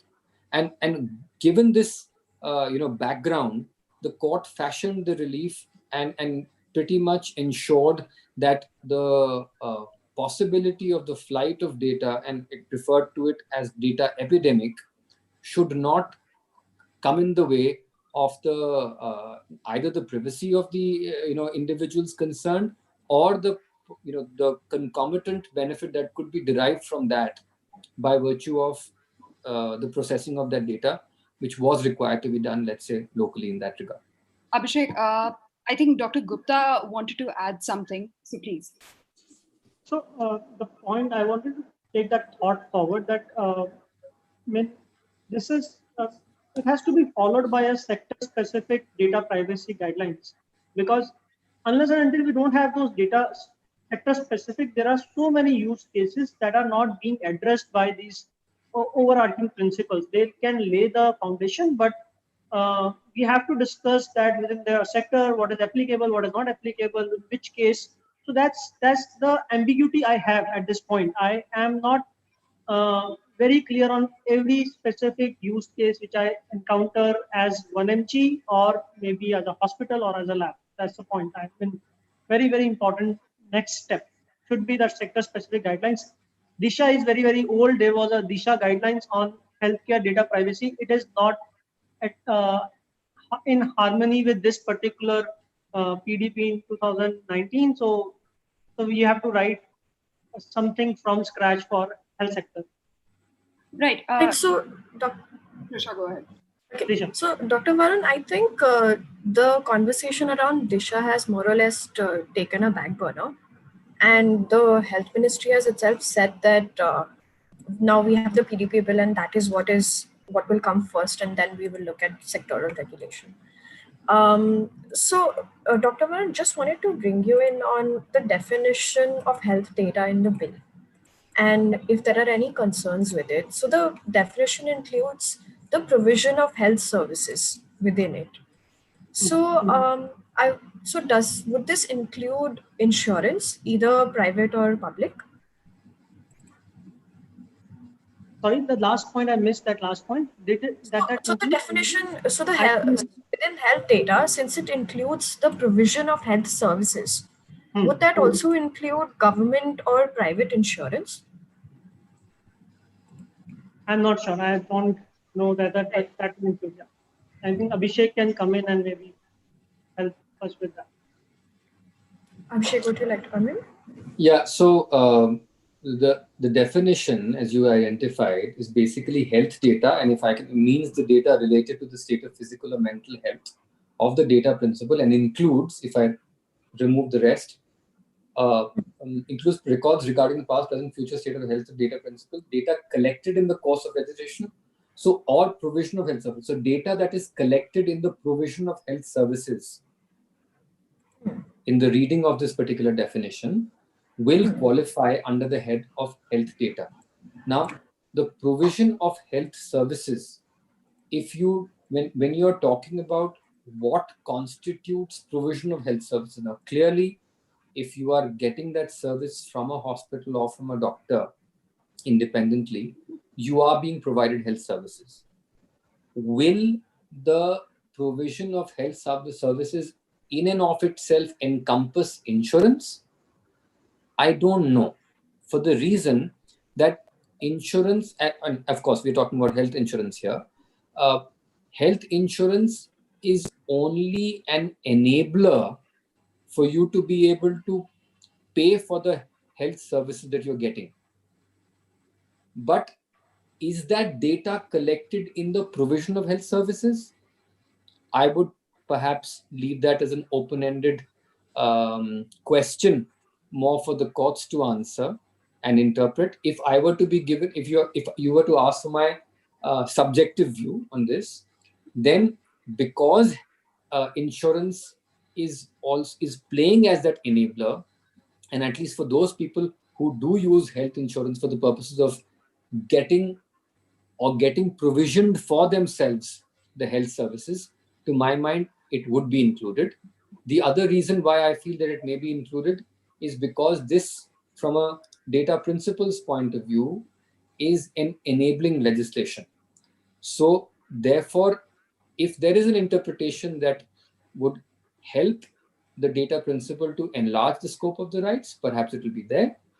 To my mind, however, to settle the controversy, it would be better that we have a specific set of these guidelines in relation to health pertaining to the insurance sector. Okay. Shweta, do you want to come in here? Hi, just with regard to health data, we're looking at the bill. I think there are only there's only the definition of health data. And then when they discuss sensitive personal data, it includes health data. So in terms of the regulation of health data questions around the processing of health data, it comes under the sensitive personal data. And also whenever it is regarding health or getting any health services, it's never just health data. It's always official identifier if you're going to hospital to show official identifier, or your financial data if you're paying bills. So I think it's very, I know the bill defines health data, but also it all goes under the umbrella term of sensitive personal data. So that will also include insurance, because it has your financial data, official identifier, health data, and things like that, that also insurance companies will ask for. Okay. So Abhishek, the reason that I brought up insurance was Ayushman Bharat happens to be the largest government-provided insurance program. So would that mean that the status of whether or not the data that Ayushman Bharat program has, is it unclear whether or not it will come under the ambit of health data and hence sensitive personal data? So there are two aspects, and which is why it's good that you asked me this question. Sensitive personal data, yes, but and that's a separate definition. Now the point is whether it the question that was put earlier was whether the definition of health data, which refers to provision of health services, would within that scope include or apply to insurance. It may, insurance providers may come in, as Shweta rightly said, under the categorization of it being sensitive personal data, because it includes financial data, etc. But whether, because of the fact that it relates to provision of healthcare services, will it automatically qualify as health data? On that, I am not so sure. And on that is the version, that is the area on which, primarily to harmonize this aspect of the financial and other sensitive aspects of the entire transaction or the ecosystem, if I can say so, it's to harmonize that with the need to encompass that aspect of the insurance within health data, that you perhaps may need the sector specific guideline. Maybe the IRDA itself could come up with this particular guideline where it addresses that in the particular sector. So that's what my sort of take is. And in connection with the Ayushman Bharat example that you gave, clearly, yes, there is a lot of data being collected, sensitive personal data being collected, and clearly it should apply in terms of the bucket under SPD, the sensitive personal data aspect. But again, for it, to my mind, to qualify as an insurance which is related to provision of healthcare services, maybe this clarification is required.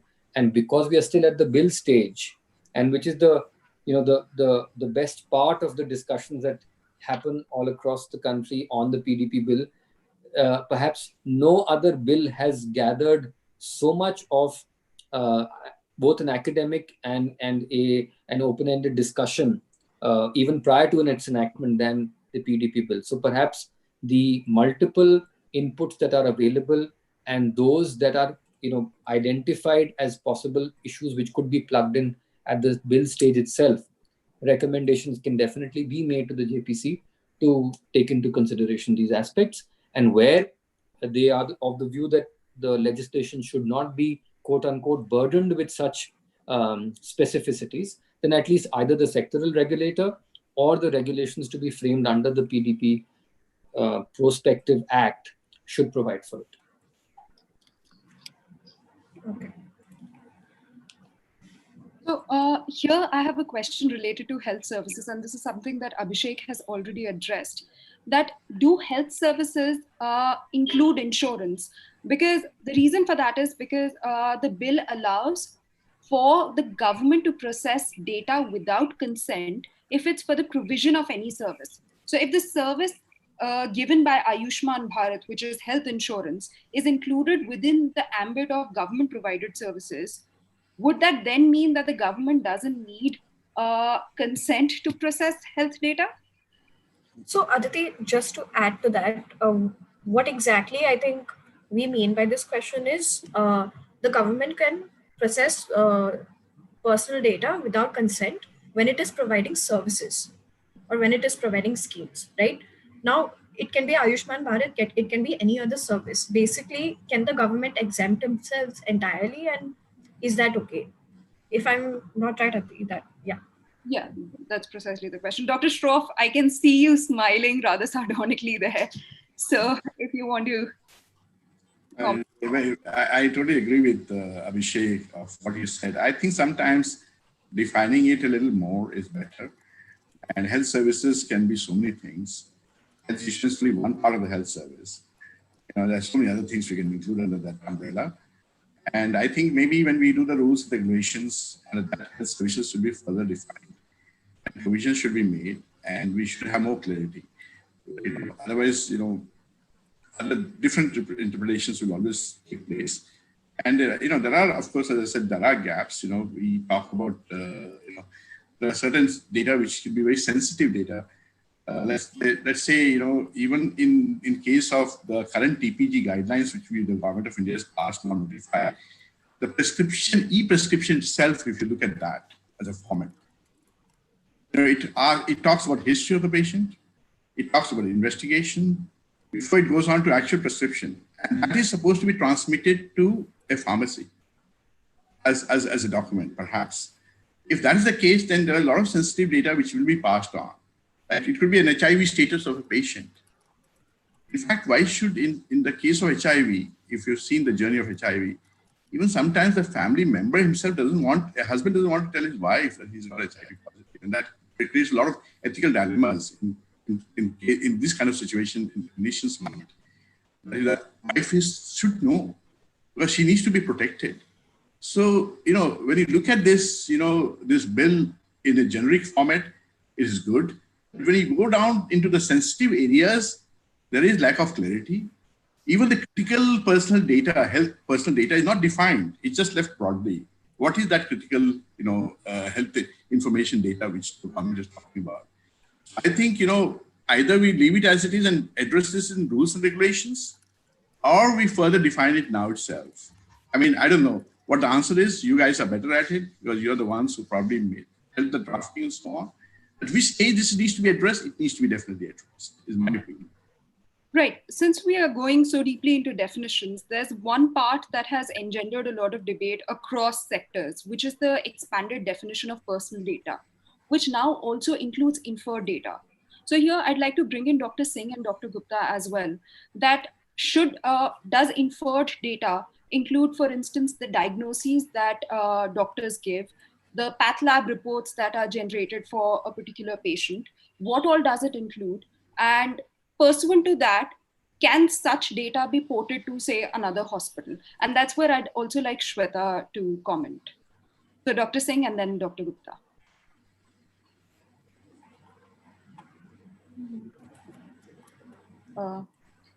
Dr. Singh, Dr. Gupta.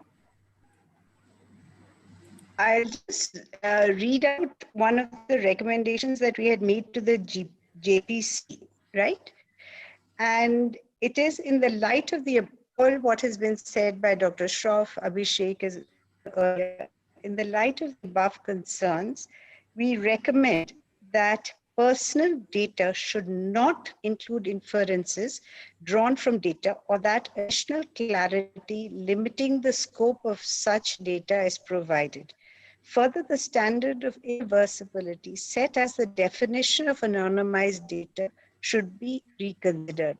So I think everybody around here is saying the same thing, that good thing, broad outlines are there, specifics are not in place, ambiguity of what and how data which is collected from public institutions against private institutions, that needs clarity and definition.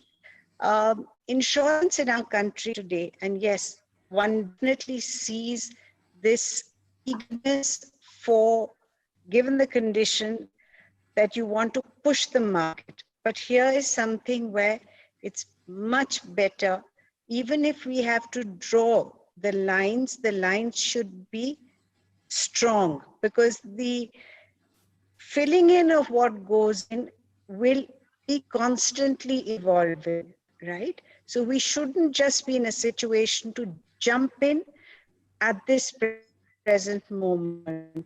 Let's take a little bit of time and do it sensibly. Dr. Singh, I had a related question. Inferred data essentially could be a diagnosis based on the reports that are available.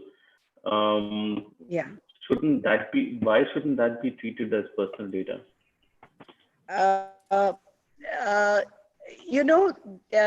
When you anonymize the data, so everything that was said on the insurance piece in the earlier presentation all sits in that bucket. Dr. Shroff, correct me if I'm wrong. And, health actually, even in the personal bill, really needs a separate look at. So when you look at the privacy bill at a larger place where you are, and you look at health, the privacy of health, because of the sensitive nature and the impact that is there, mental health, HIV patients, and God forbid the stigmatization of COVID continues the way it is currently. And we've had these episodes earlier on, even till today, people with tuberculosis. The issues that are going to come about, which we don't know today about all our e-prescriptions that are going out. It's just too, it's too turbulent. It's totally foggy at this present moment. So I would say we definitely need more debates like this. We need inputs from people on the ground to be able to feed in as to what there is. Right, Dr. Singh, because there's just too much there. Dr. Singh, since you mentioned that we need inputs from the ground, can you and Dr. Gupta please talk about how easy or difficult is it to port data, whether or not it includes doctors' diagnoses about particular patients? What are the kind of operational burdens that hospitals and general practitioners would face there? Okay, so I'll just share. I don't know how many of you have had the opportunity to look at prescriptions which come out of institutions which are highly overburdened, for instance, All India Institute of Medical Sciences or public hospitals. And if you look at that piece of paper out there, how many times is there clarity on the diagnosis there? Even the investigations of the medication are, it's so difficult to read them. So this is where we are coming from, that when you have a system where you have 80% of healthcare being provided by private, which is highly diverse, and you have inpatient, which is in the public sector to the tune of 60%. It's just too vast. We have to speak to reality. We have to speak to what's happening on the ground. I mean, correct me, Dr. Shroff, if I'm saying anything out of context. No, I think you're absolutely right. It's just too much out there to, bring into the system and, make sense of it. Yeah. And then, long back, when you talk about portability, we're talking about the ICD-9 and 10 codes, international classification of diseases. Most hospitals in the West are following that. And it's very easy to port that from one system to another system. To somebody, where you write a diagnosis, actually it can be, diabetes mellitus itself can be read as diabetes mellitus, type 1 or type 2. And it needs to be, talked about in that particular fashion.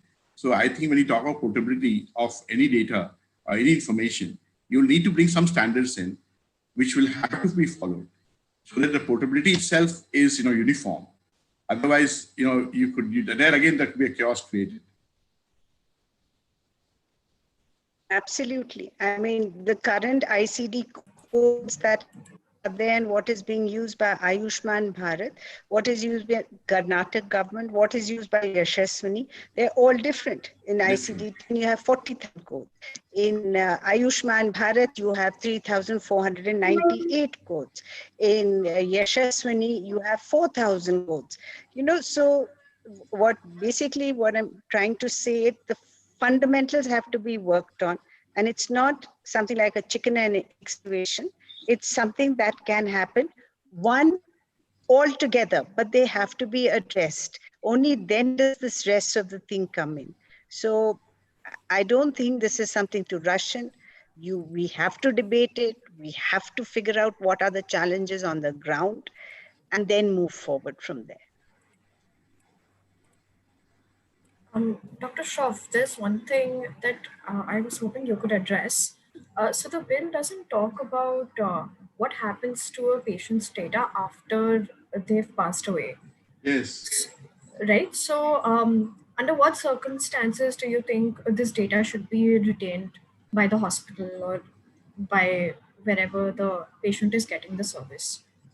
So that's the interesting thing. In fact, when I was reading through the Data Protection Act, I didn't find anything there. And this, with what has happened with time, a lot of,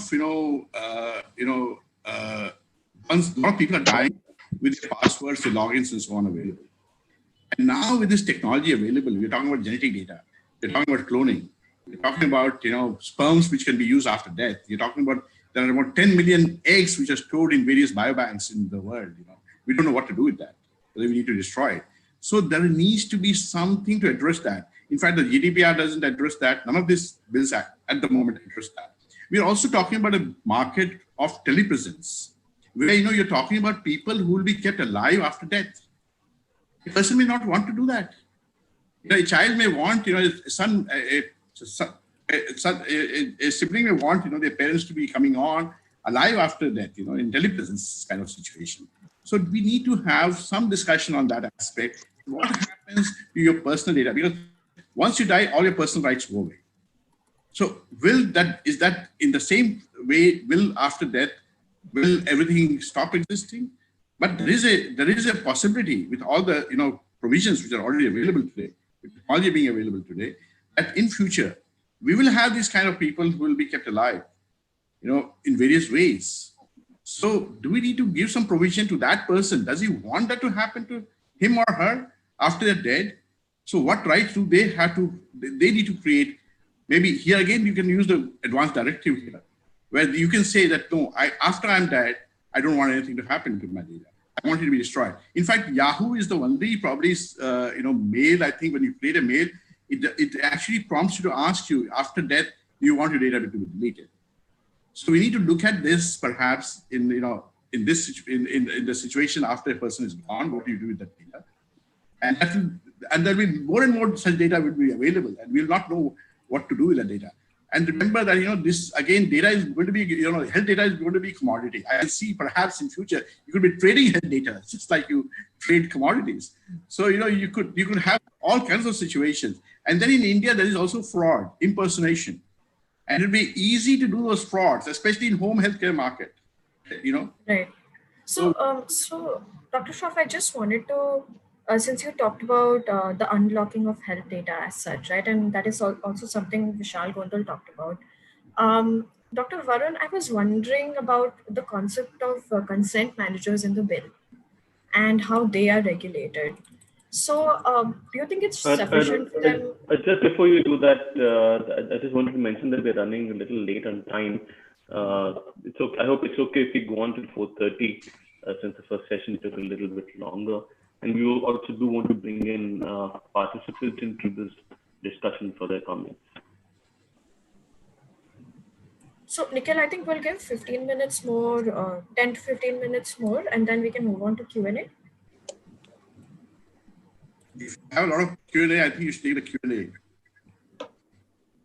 Otherwise, you have a lot of disappointed audience. Right. Okay, so quickly, Dr. Varun, on consent managers, please. Do you think it's sufficient for them to be registered with the Data Protection Authority?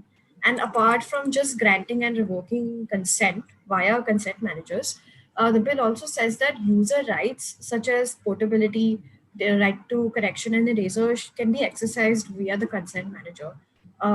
What do you think about that?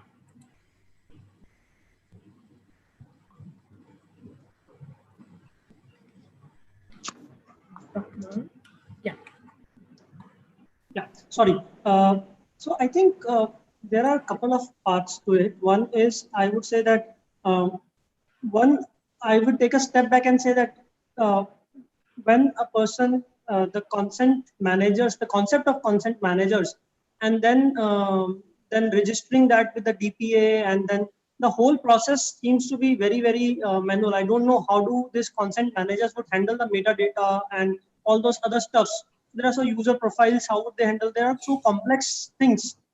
How would physically a person or the concept of this consent managers registering with DPA is slightly, and I am not able to say that how do we adopt to this, and how what all scenarios would emerge when we practically implement this concept. So from an industry side, I would not say that I'm looking at what are the compliances, are they adequate or not adequate. I think the whole concept of consent managers and movement through consent managers may be impractical in that sense, maybe impractical. And there are some specific details that needs to be handled via consent manager. As far as your specific question, I think registration with DPA should be okay. I see that that's a good starting point. And we have to see that how it works out.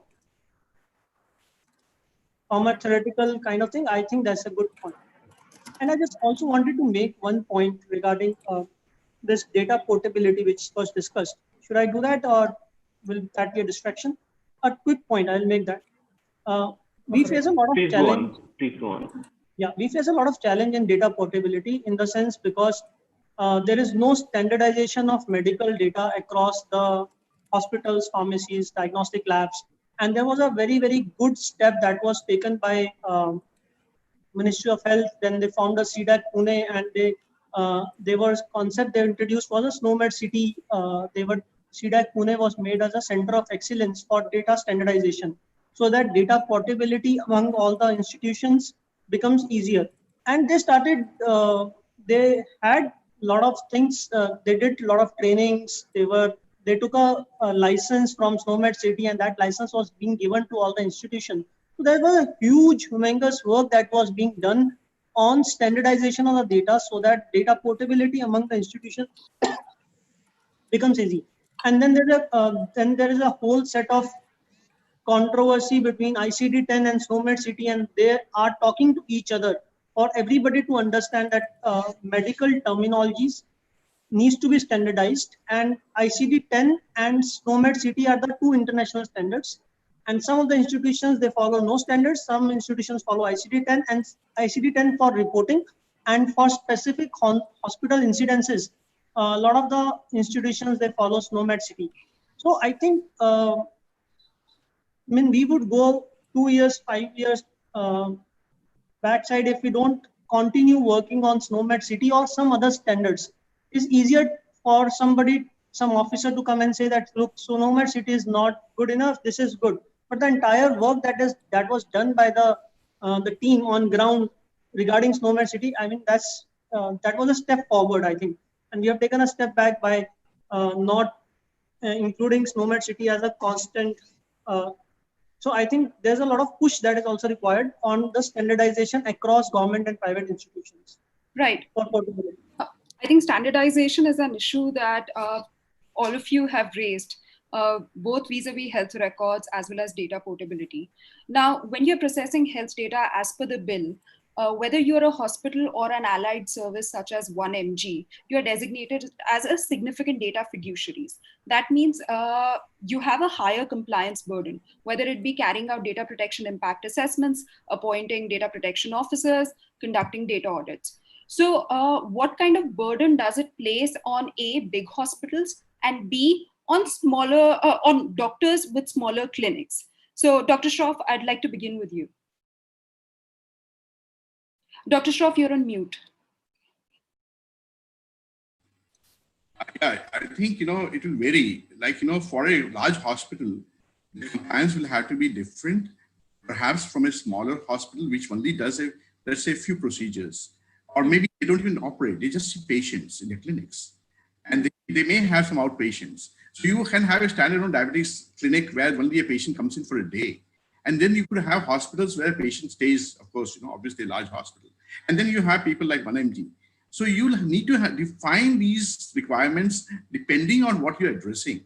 So you cannot have one uniform way of, getting this. I mean, the compliance needs to be a little different, perhaps for these. I mean, the basic compliance needs to be the same as far as encryption of data is concerned and so on. But compliance regarding how long you store it for, perhaps, what kind of storage you use, whether you use medical records or not. Now, for a large hospital, a medical records department is a must, but for a small clinic, medical records will make no sense.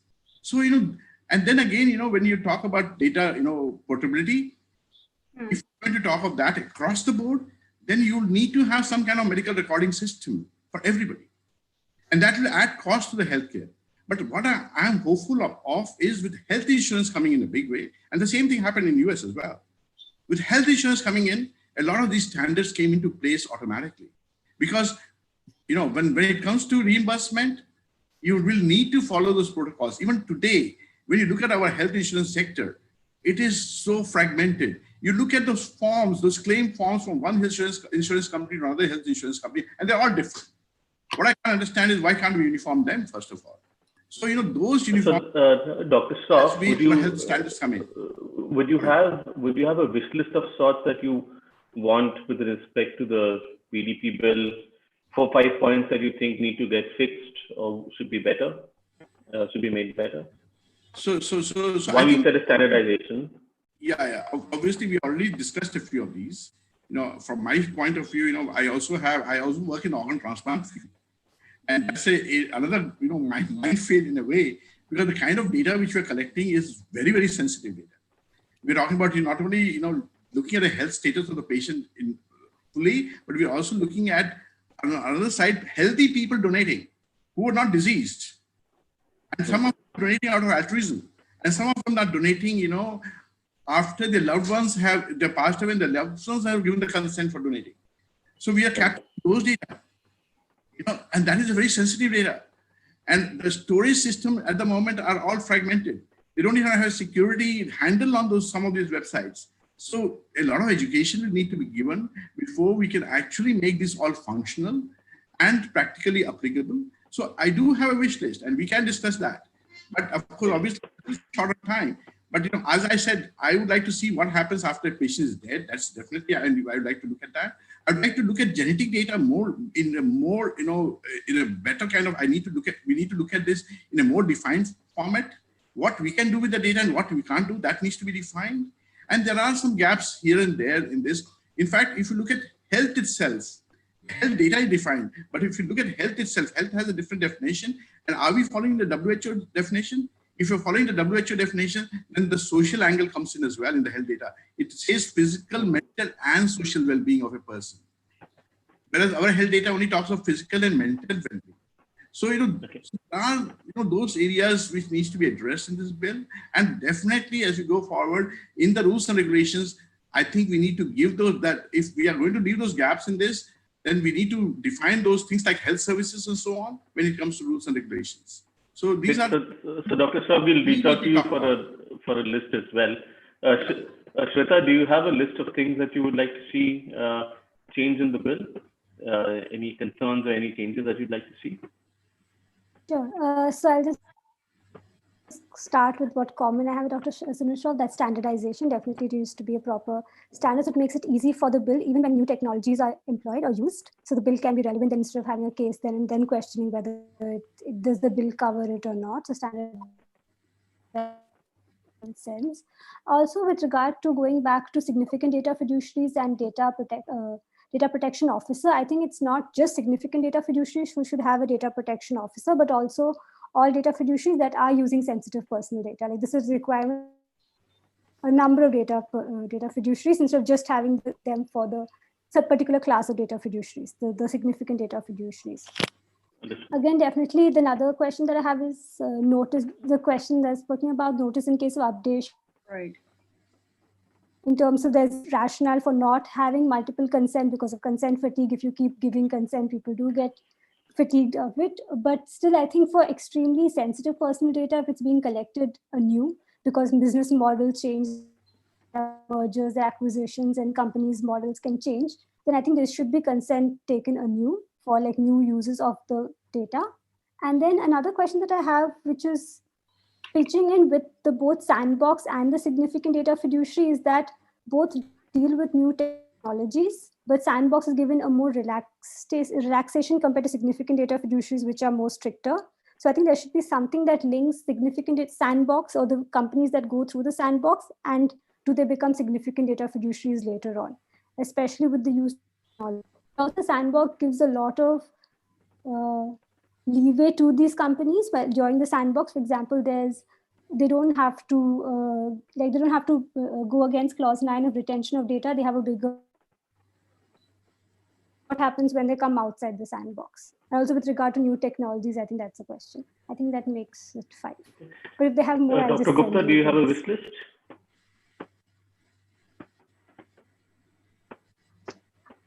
No, I don't have a list.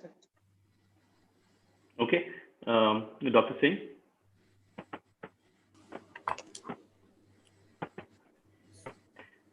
Okay, I think she seems to have dropped off. Udbhav, do you have a wish list? And in case anyone wants to also share their views, please do drop us a message in chat and we'll bring you in. If you have any questions, additional questions, please drop in a question and we'll bring you in. Nikhil, sorry, is that directed, the wish list directed at me, Abhishek? Or?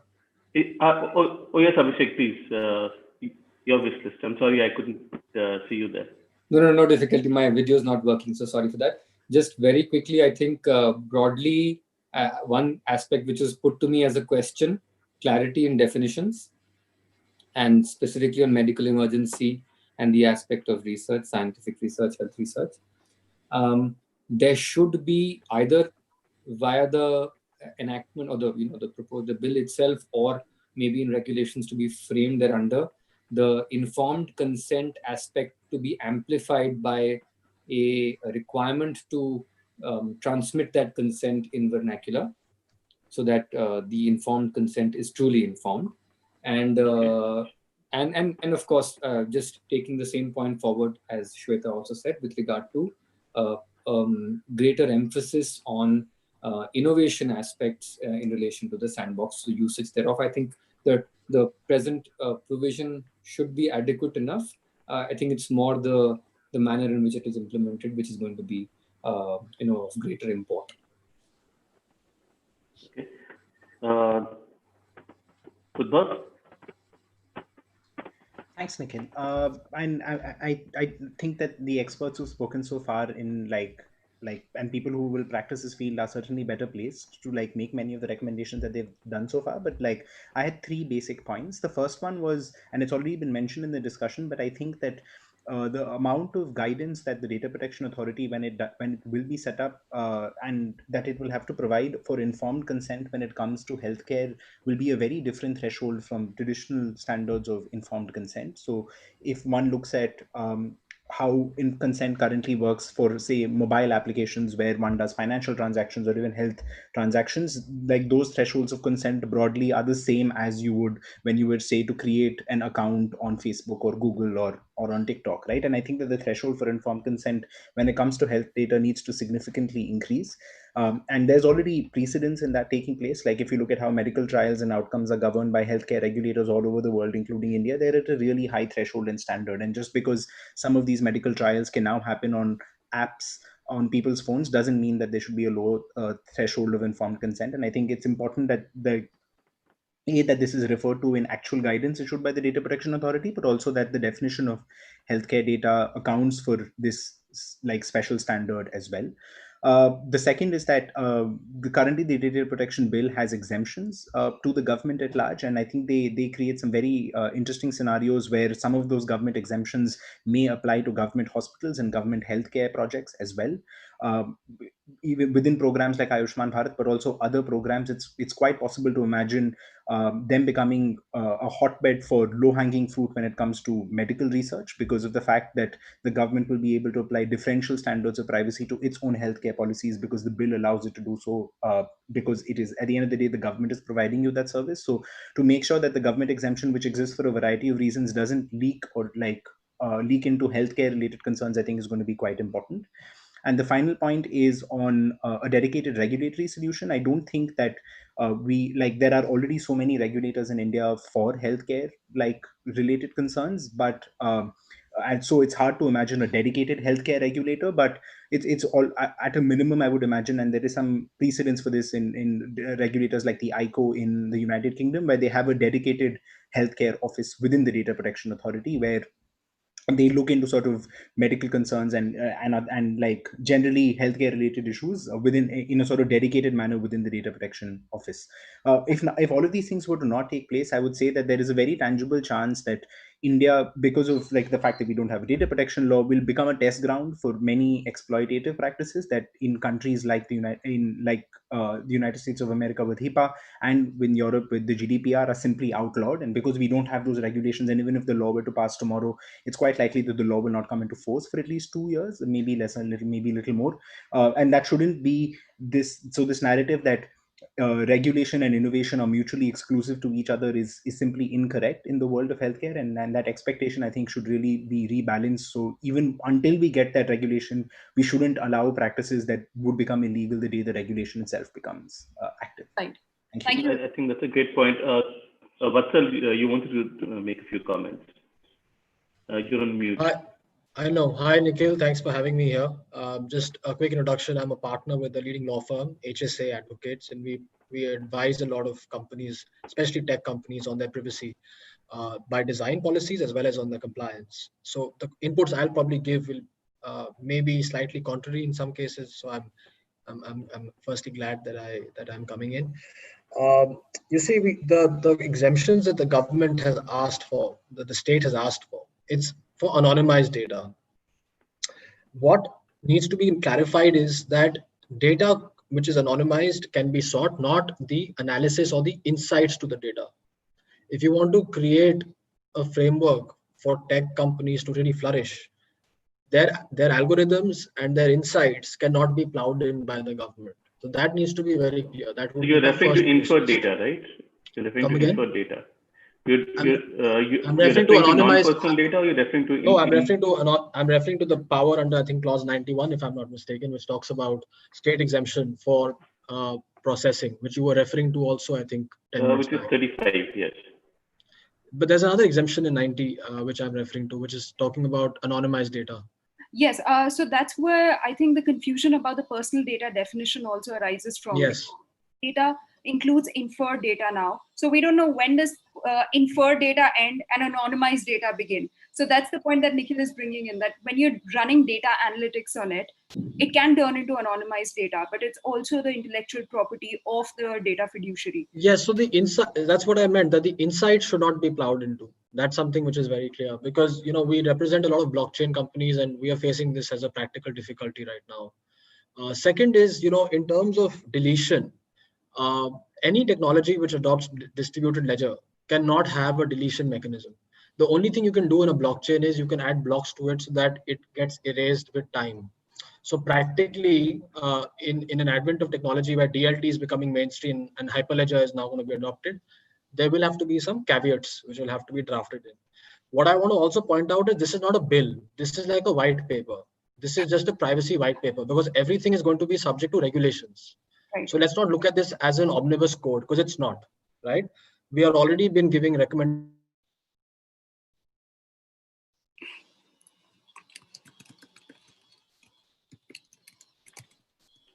Vatsal, I think we've lost you. Aditi, do you want to yes, carry on? Yes, we'll come back to Vatsal once he comes back. But we had two questions about telemedicine video consultation from audience members. I'm sorry, I'm not calling on them right now. One is from Bijan Das and the other is from Ranjit Paul. The question is that what happens when you do a telemedicine video consultation? Is that consultation recorded? If yes, who should record and retain it? Should it be a third-party platform that's providing the service or the hospital? And this also brings us to a larger question about who is a data fiduciary in the healthcare setup and who's a data processor. So any of the panel. I'll answer that, because we're doing a lot of telemedicine training. So in the TPG guidelines itself, it says that you don't need to necessarily record and preserve that recording, because that again gets into privacy. What you need to do is you need to log that call and say that this person called on such and such time, and this was a conversation which happened, and this is the advice which was given. That needs to be recorded in a log register. You don't necessarily need to record a video recording as far as the TPG bill is concerned. And that's very clear there. What we need to record is, again, an explicit consent. If there is a consent of that sort, that needs to be recorded, and that needs to be preserved as a document. But again, audio calls or a video call need not be kept. But if you're doing a WhatsApp kind of, let's say, text messaging, that needs to be preserved. So those things are actually already factored into the bill which has been passed on the, I think it was 15th May probably, yeah, when it was notified and gazetted. So all that is there. Okay. Dr. Gupta, you want to add something there? Dr. Gupta, you're on mute. Adding to what Dr. Sunil said, the framework of telemedicine guidelines is very clear. They have looked at the physical OPD consultation and they have captured that piece into a telemedicine piece. It is equivalent to when a patient goes and consults a doctor in a physical world. The consultation of the doctor and the patient, the final output of that consultation is a prescription or there's a document, right? So the patient and the doctor's consultation is not being recorded anywhere. Similarly, in the telemedicine setup, tele is just a platform or the technology interface or interaction between a doctor and the patient. And the final output, whatever is relevant, comes out on a medical history page or a prescription or whatever. So that's the essence of telemedicine guidelines. And that's right. Not to be recorded. Having said that, it doesn't prevent a practitioner from recording it and preserving it if they want to. That's the discretion. But the actual guidelines itself doesn't ask you to record that. Okay. Okay. Right. Adnan, who's here, he had a question about consent. Adnan, we have upgraded you, so you can go on unmute. I mean, you can unmute yourself. Adnan? Yeah, sorry. So my question was that in case of medical data, how do we ensure that the person, the data primary, is actually capable of making the correct decision about who this data should be shared with or whether it should be processed by other people. Especially since we've seen with and I think this was mentioned by people also, like in case of infectious diseases, in case of pandemics, the greater good of many might outweigh the good of one. So is it reasonable for to allow the data primary to be always the final consent giver for medical data? So this question is, to what extent is the consent actually informed, given that when it comes to health decisions, the data principal may not be in a position to take such decisions. So would any of the panelists like to answer? Okay. Shweta, you had addressed part of this during the discussion. Would you like to expand on it a bit? So regarding, again, going back to consent, but also adds to the cases in terms of pandemic where the person cannot give consent. But I'll just go to the one that I discussed was about informed consent. So it's very difficult to state exactly that the consent was informed. It's easy to say that the person consent because you signed a document. But also I think if we not look at the telemedicine or the something that we use with the mobile phone, if you're going to doctor's office, a lot of times when the doctor or somebody in the office fills up all the details. So what happens when was that consent when you give these details around? So, and when they're filling it into their registry system and where they share it with. So it's very difficult with the current scenario of India and how offices and even hospitals work in India. So it's very difficult to say that consent according to the PDB bill does happen, because sometimes the doctor who fills up or somebody in the hospital who fills up details and gives you the medicines or things like that. So it's very difficult if you look that way. But in terms of telemedicine or with using the mobile phone and consent through online consent, it's very, again, difficult to state informed consent. And also I think definitely not regarding consent, but something that anecdote about withdrawal of consent was I was going through one of the health apps. I realized that the privacy policy said that if you have to withdraw consent, you have to send an email to this account. But if I hadn't read the privacy policy, I would have thought withdrawal of consent means just deleting my account and deleting the app. So I think it's very difficult to actually know exactly what it, unless you read it and then. Also does that. It doesn't have a data deletion withdrawal of consent clearly defined. Dr. Shroff, you wanted to say something here. Sorry, I was not very clear on the question, to be honest. I'm really in a good position to answer it. I mean, are we talking about something like an implied consent and an informed consent when a patient actually walks into an OPD? The consent is implied because that patient wants help and wants consultation. Are we talking about that scenario? In which case is very straightforward. In which case, the consent itself is implied by the patient. So it is recorded in a different manner that this patient came and visited this clinic at this time for consultation, and that is consent as far as when a patient walks in. So I was, to be honest, not very clear about what. So I think you gave this example. For example, if a patient is HIV positive, then yes, that status of that patient should be shared with his or her partners. And similarly, in case of pandemics, if you are carrying an infection, then maybe you understand and you inform and you say that I don't want to share it, but you are acting selfishly. So in these scenarios, what do you is it even wise to allow people who are not the best judges of whether the information should be shared make that final decision?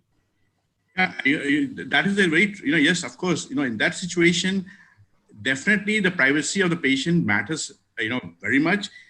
And I don't think that, a prescription should carry that, but you could be writing drugs which are related to HIV. So indirectly, the person who is prescribing already knows that you're prescribing for HIV. So you really cannot prevent. But yes, you can still, not give that information if the patient doesn't want to. And you need to inform the patient. And the thing to do is to counsel the patient and tell them what are the implications of not informing. And that as a doctor, you need to do. And then the patient needs to take a decision on that. But ultimately, it is the patient's right. And as a doctor-patient relationship is concerned, I'm answerable to my patient, not to the relatives. In India, many times it happens that, a patient is likely to die and you want to share that information, but relatives will say, unko mat bataiye, don't tell them, because they will be devastated. But that person who is going to die, if he is not informed, how is he going to take care of all his affairs? So we sometimes get into these ethical dilemmas because relative wants something else and the patient wants something else. So that is another debate altogether. But adding to what Dr. Shroff said, when it comes to the definition of personal data in the bill itself, it also includes identifiable data. So as he gave the example that even if the prescription doesn't mention an HIV positive status, if you're prescribing PrEP drugs or something, then that's good enough identification in terms of that this person is HIV positive. Vatsal, I'll just come to you. Soumya, you have been upgraded. You can unmute yourself and ask your question. Soumya? So could we just take the last two questions because we are dying out of time? Soumya and Dr. Ravi, if you could ask your questions. Sure. While we wait for Soumya to come online, Vatsal, if you quickly want to finish your points. Yeah, sorry, I think I had a line interruption. All I was saying is that, from the current status where you go to any clinic or a hospital, you don't have any records. You typically just sign a piece of paper. You're actually in a state where, in my view, as a counter position, right now it's the best time. You're already in a sandbox. Because there's no law in place, you're already in a sandbox. So if true innovation has to come, it should come now. And this is being discussed even with our companions in Singapore and other developed countries where we're discussing the data framework for health. Some of the questions that are coming in, what are the kind of innovations we can build here? And the only point of worry there is in the sandbox provisions under the PDP, it should not be that the government ends up monopolizing it, because the criteria for who will become part of that sandbox is also unclear. So I think the PDP has to just have a good balancing between private and public interest. That will only shape up under the regulations. And this aspect that's being discussed will most probably be answered once the regulations come up. Right. I think I personally disagree with you over there, whether or not we are in a sandbox right now, but that's a different debate. Soumya, you're online now, so please ask your question. Thank you, Aditi. My question is for Abhishek, sir. I wanted to know that as telemedicine guidelines and IT Act only marginally regulate medical practitioner aggregator platforms. So what do you think would be the liability of such platforms, especially both from privacy perspective and from consumer protection point of view, especially because Consumer Protection Act 2019 omits medical services?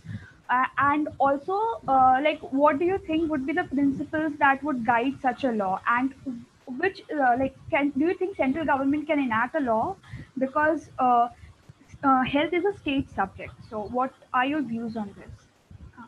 I think so. Abhishek had to drop off because he had another webinar to attend. Dr. Shroff or Dr. Varun, if you'd like to come in on this, please feel free. Again, to be honest, I couldn't hear the question. That's the last bit. But if you can shorten the question and tell me what it is exactly, then maybe I'll be in position. Yeah, Dr. Shroff, I have posted the question on chat. So the question is that telemedicine guidelines and IT Act only marginally regulate medical practitioners' aggregator platforms. So Absolutely. So something or maybe to some extent even 1mg. What do you think is the liability of such platforms under the present system, both from a consumer protection point of view and from privacy perspective, especially because the Consumer Protection Act does not talk about health services? Soumya, was that right? Yes. Thank you so much. Yeah, I think she's right on that, as far as aggregators are concerned, there is a little bit of, the clarity is not there. But I think this is still work in evolution. It is not we're just starting on, and as we go forward, there will be case scenarios on which we'll have to build, and there will be judgments when something goes wrong. When it goes to the court. So I think this will evolve, and the liability is we need to take care. We need to be careful. Especially the medical aggregators need to be careful of where they draw the line and how much they cross. Because this is an area which is, there is a possibility of a lot of abuse of that information being misused. Again, with health insurance, perhaps, when health insurance is denied because the information is available, and there could be, if there is no provision where, let's say some company wants to buy that information, trade that information. Would we allow that trade to happen? So those things may not be at the moment. Those guidelines may not be giving clarity in the PDP bill. Perhaps I'm not sure if there is something. I didn't read it, very well, this bill. But are those practices possible where somebody can buy that information from a third party, like an aggregator? So in that situation, then this liability issue afterwards becomes even bigger. I think, I don't have a clear answer to this, but I think as we go forward, perhaps, things will evolve, and we need to take care of certain things and probably put some provisions in place. Vatsal, I saw you nodding your head when Dr. Shroff was talking. Do you want to add to that? Yeah, I was just going to write that on the comment section because I didn't know. But data aggregation and data sharing on a mass level is happening. So when I talked about sandbox, what I was referring to is there are some people trying to solve this through adoption of blockchain again, because that actually anonymizes it by virtue of the technology itself.